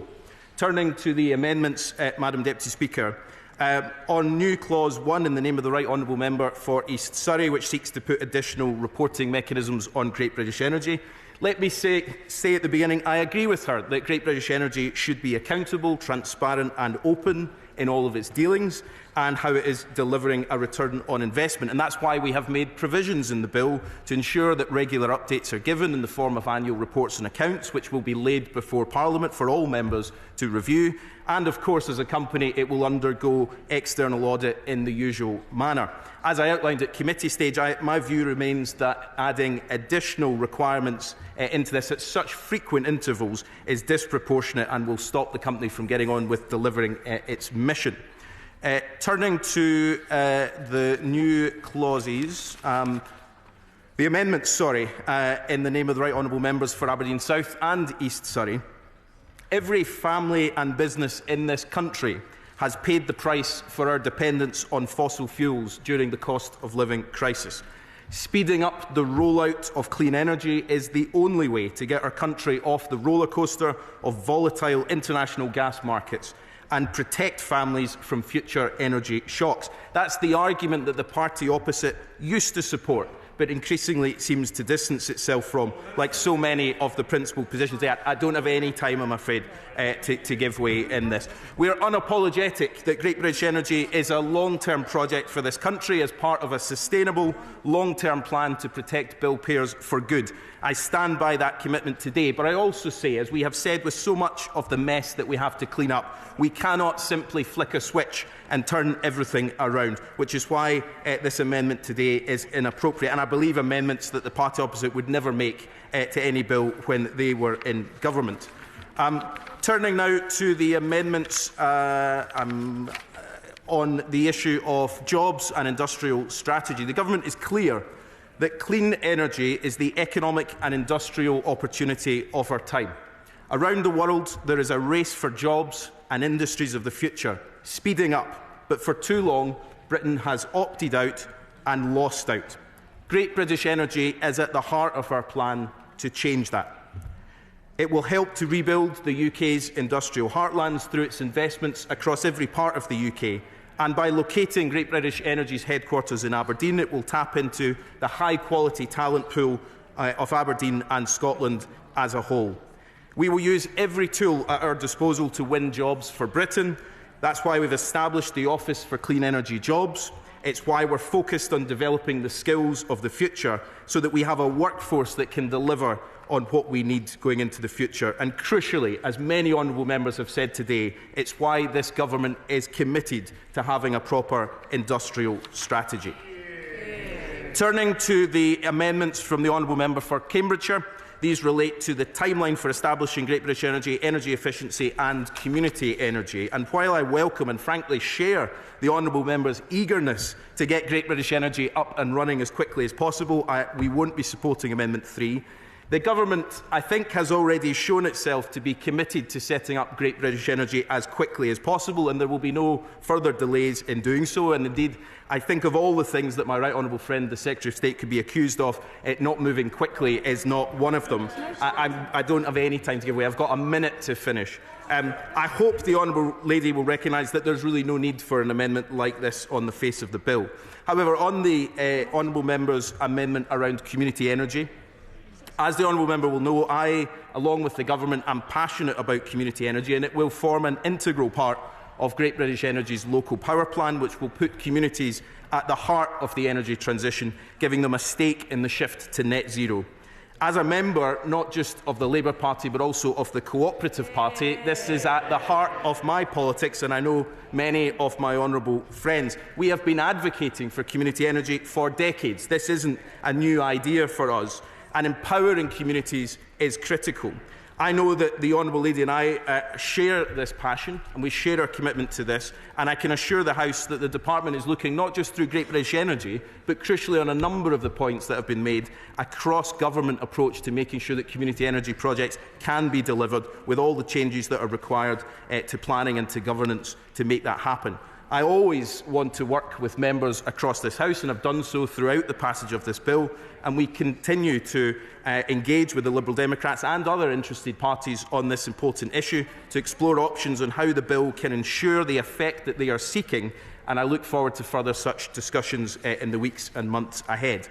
I hope all who have tabled or spoken to amendments today will feel reassured by what I've outlined, albeit I have to say considerably more briefly than I was expecting, and that they perhaps feel able to withdraw their amendments. Madam Deputy Speaker, this is a truly historic bill, delivering on the Government's promise to establish a new national, publicly owned energy champion for our country. It has been a privilege to take the bill through committee, and I repeat again my sincere thanks to everyone involved in that process. Great British Energy is the right idea for energy security, for bills, for jobs, and for delivering the climate leadership the people of this country demand of their government. Madam Deputy Speaker, Great British Energy is the right idea for our time, hugely supported by the British public, and I urge all members of the House to support it this evening. Shadow Minister. Thank you, Madam Deputy Speaker, and I also would like to thank the Minister for his work in committee. But I'm afraid we are not reassured, and members on the benches opposite now have a very clear opportunity to prove to their constituents that they will stick to the promises that they made just a few months ago. They promised to cut energy bills by £300. They promised to create 650,000 jobs. This evening, if Labour MPs do not vote for Amendments 6 and 8, we will know that they never had any intention of delivering on those promises. So, Madam Deputy Speaker, with the leave of the House, I'll be seeking to withdraw new Clause 1 in my name, but we look forward to dividing on Amendments 6 and 8. Right. Is it your pleasure that new Clause 1 be withdrawn? Aye. Aye. New Clause 1 by leave withdrawn. Amendment 4 has been selected for separate decision. I call Pippa Heylings to move the amendment formally. Moved as in the paper. The question is that Amendment 4 be made. As many of that opinion say aye. Aye. Of the contrary, no. No!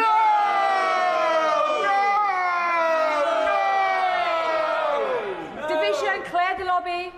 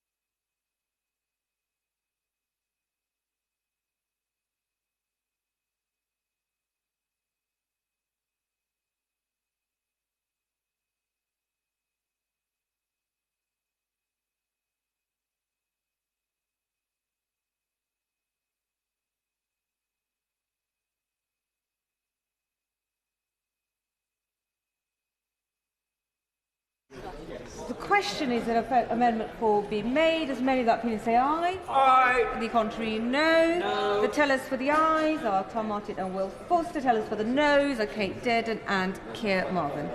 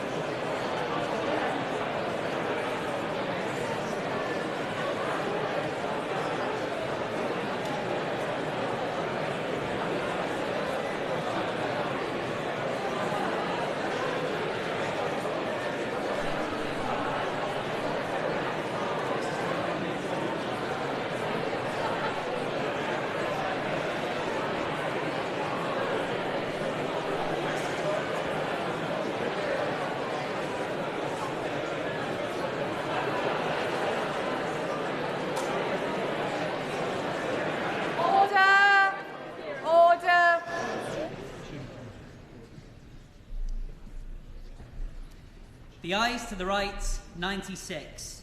The noes to the left, 353.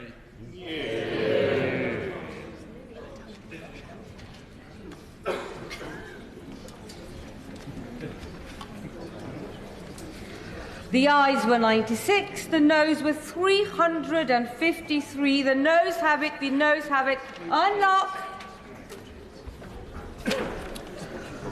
Order, order. Under the order of the House of the 5th of September 2024, I must now put the questions necessary to bringing proceedings on consideration to a conclusion. Amendment 6 has been selected for separate decision. I call Claire Coutinho to move amendment formally. I beg to move. The question is that Amendment 6 be made.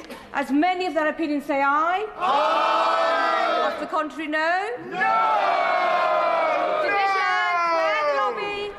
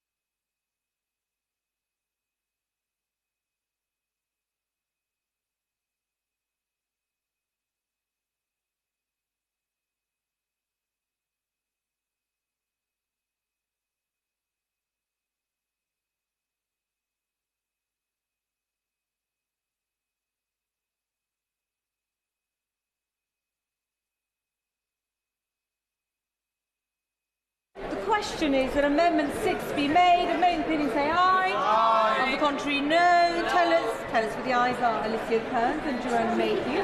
Tell us for the noes are Kate Dearden and Keir Mailton.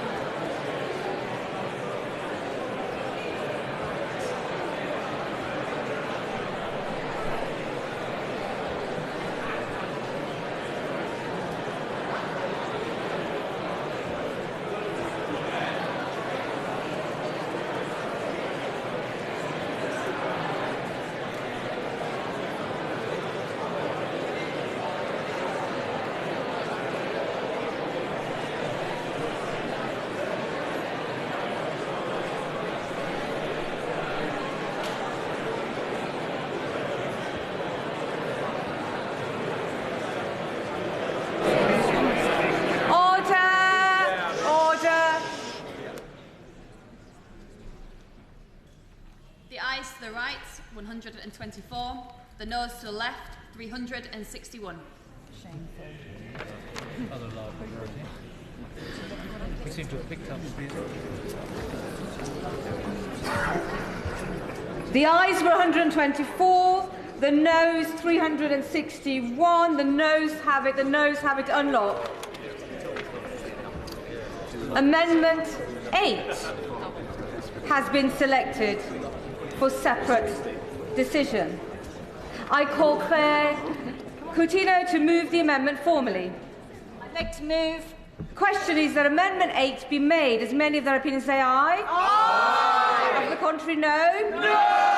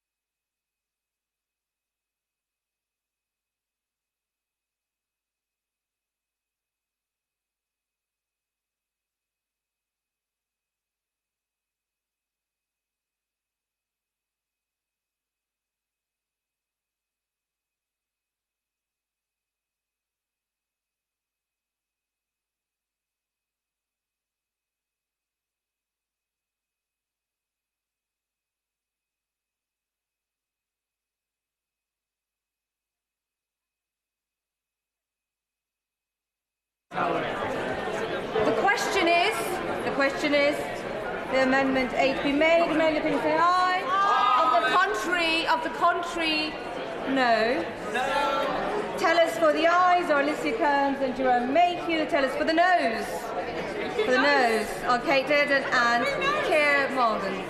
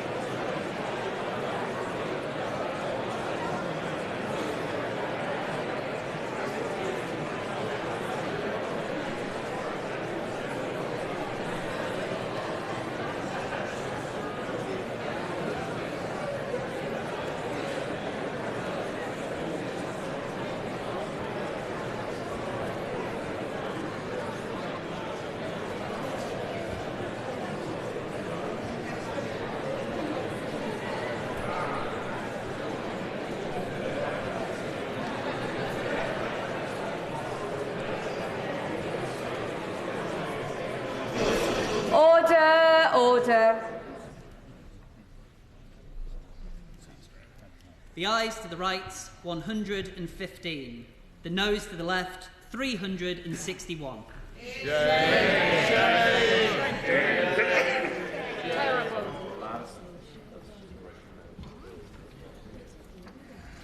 The ayes were 115 and the noes are 361. The noes have it. The noes have it. Unlock. Now, we come on to the third reading. Consideration completed. Third reading. Now. Minister to move third reading. Minister. Thank you, Madam Deputy Speaker, and I beg to move that this bill be now read a third time. And it's a privilege to open this third reading, another milestone in setting up Great British Energy. In less than 4 months, this government has incorporated GBE as a company, appointed Jürgen Meyer as its start-up chair, launched its first partnership with the Crown Estate, then its next with the National Wealth Fund, then earlier this month its next partnership with key public bodies in Scotland, and we've also announced its headquarters in Aberdeen, acting on our mandate from the British people. And I want to thank everyone who has played a role in getting the bill to this stage. My honourable friend, the Minister for Energy, who has done an incredible job steering this bill through committee, members across the House who have scrutinised this bill through committee, all the parliamentary staff who have worked on the bill, and the fantastic officials in my department who have moved at such speed over the last 4 months. I also, Madam Deputy Speaker, want to thank all the witnesses who gave evidence to the committee, all of whom were in support of establishing Great British Energy. And I'm sure the House will be interested in the list. SSE, EDF, Energy UK, Renewable UK, Scottish Renewables, the Carbon Capture and Storage Association, Nesta, the Green Alliance, the Net Zero Technology Centre, the TUC, Prospect, the GMB.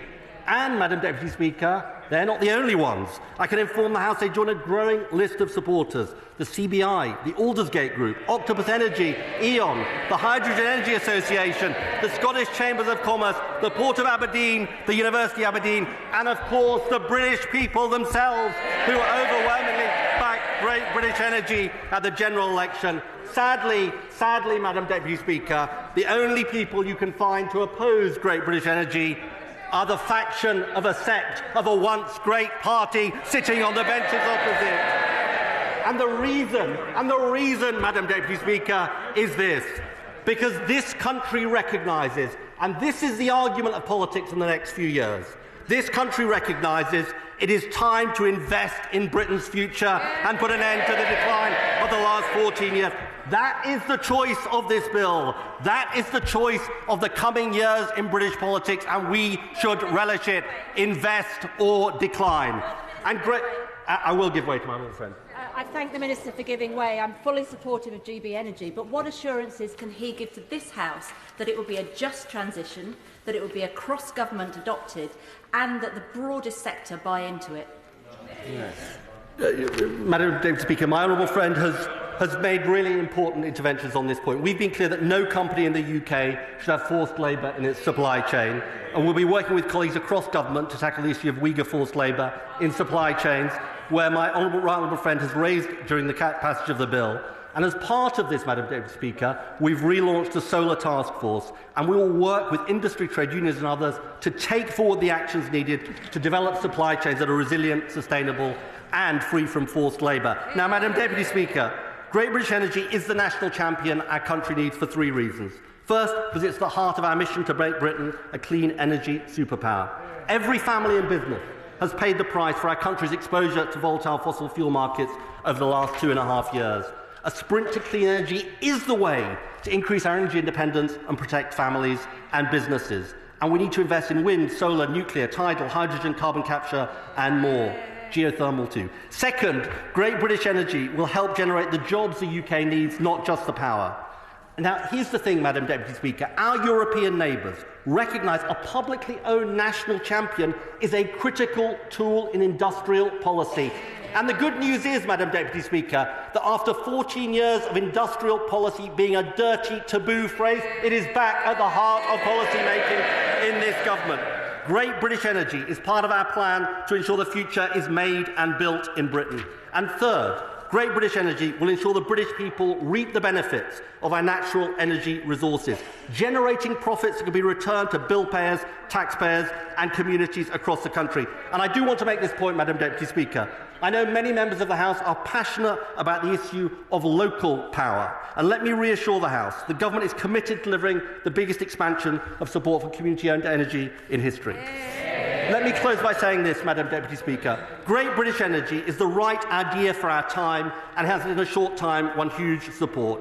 I'm sorry that the opposition has chosen to wallow in its minority status and stand out against it.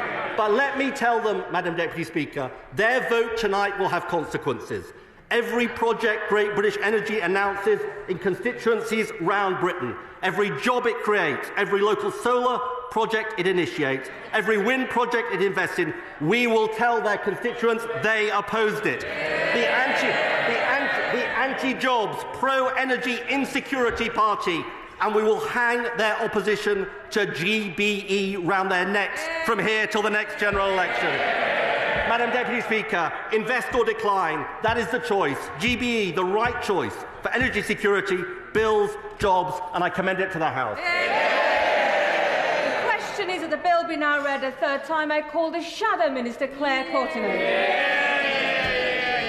Thank you, Madam Deputy Speaker. When we said we could not support the bill in its original form, it's because we had no detail on how we could justify giving this Secretary of State a blank cheque of £8 billion of taxpayers' money.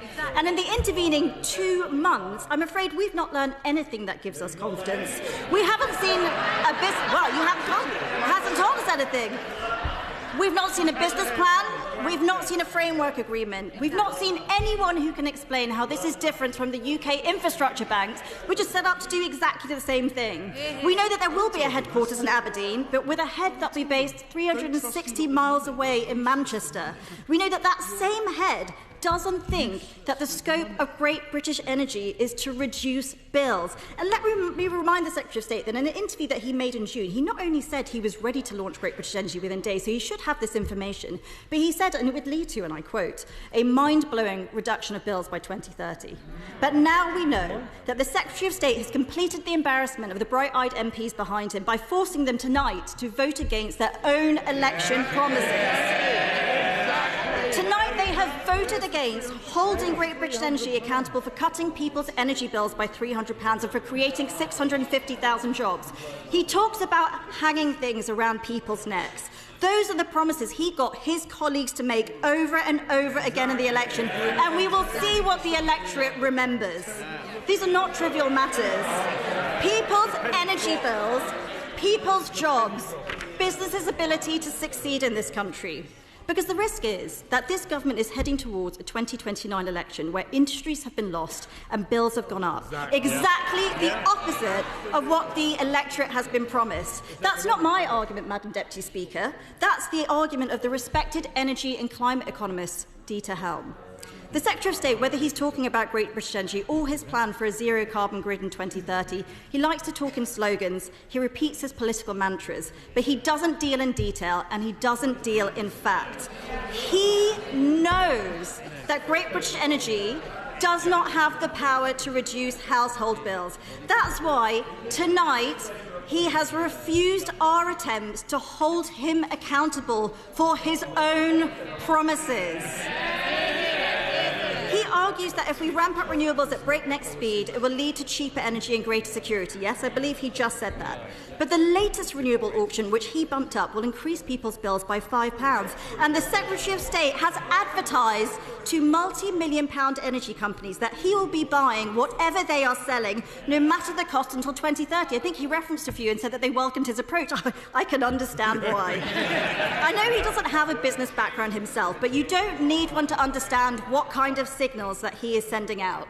He hasn't modelled the cost of constraint payments, network costs or green levies. He's deprioritised exciting new technologies like small and advanced modular reactors, which come online after 2030, and he refuses to address the question of dispatchable power.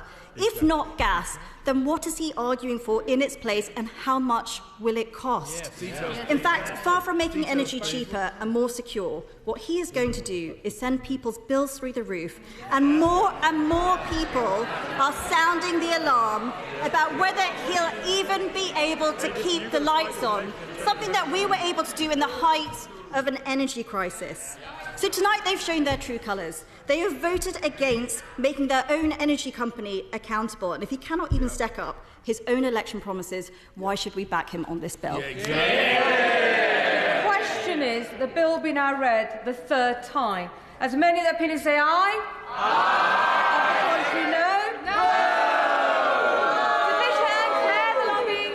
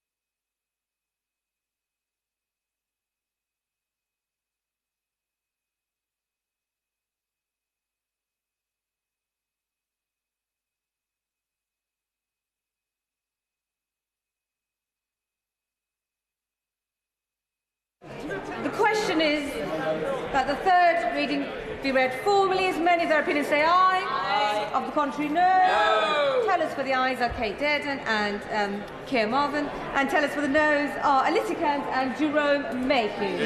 Thank you, Madam Deputy Speaker.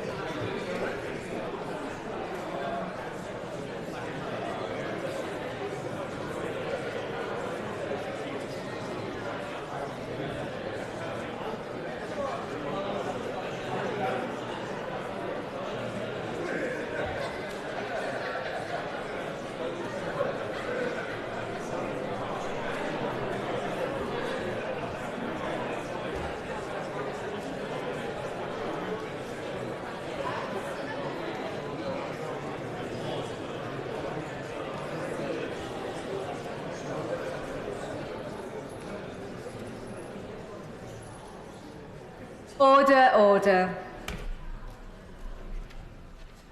The ayes to the right, 361.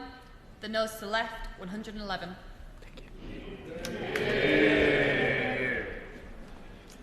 The ayes are 361, the noes are 111. The ayes have it, the ayes have it. Unlock.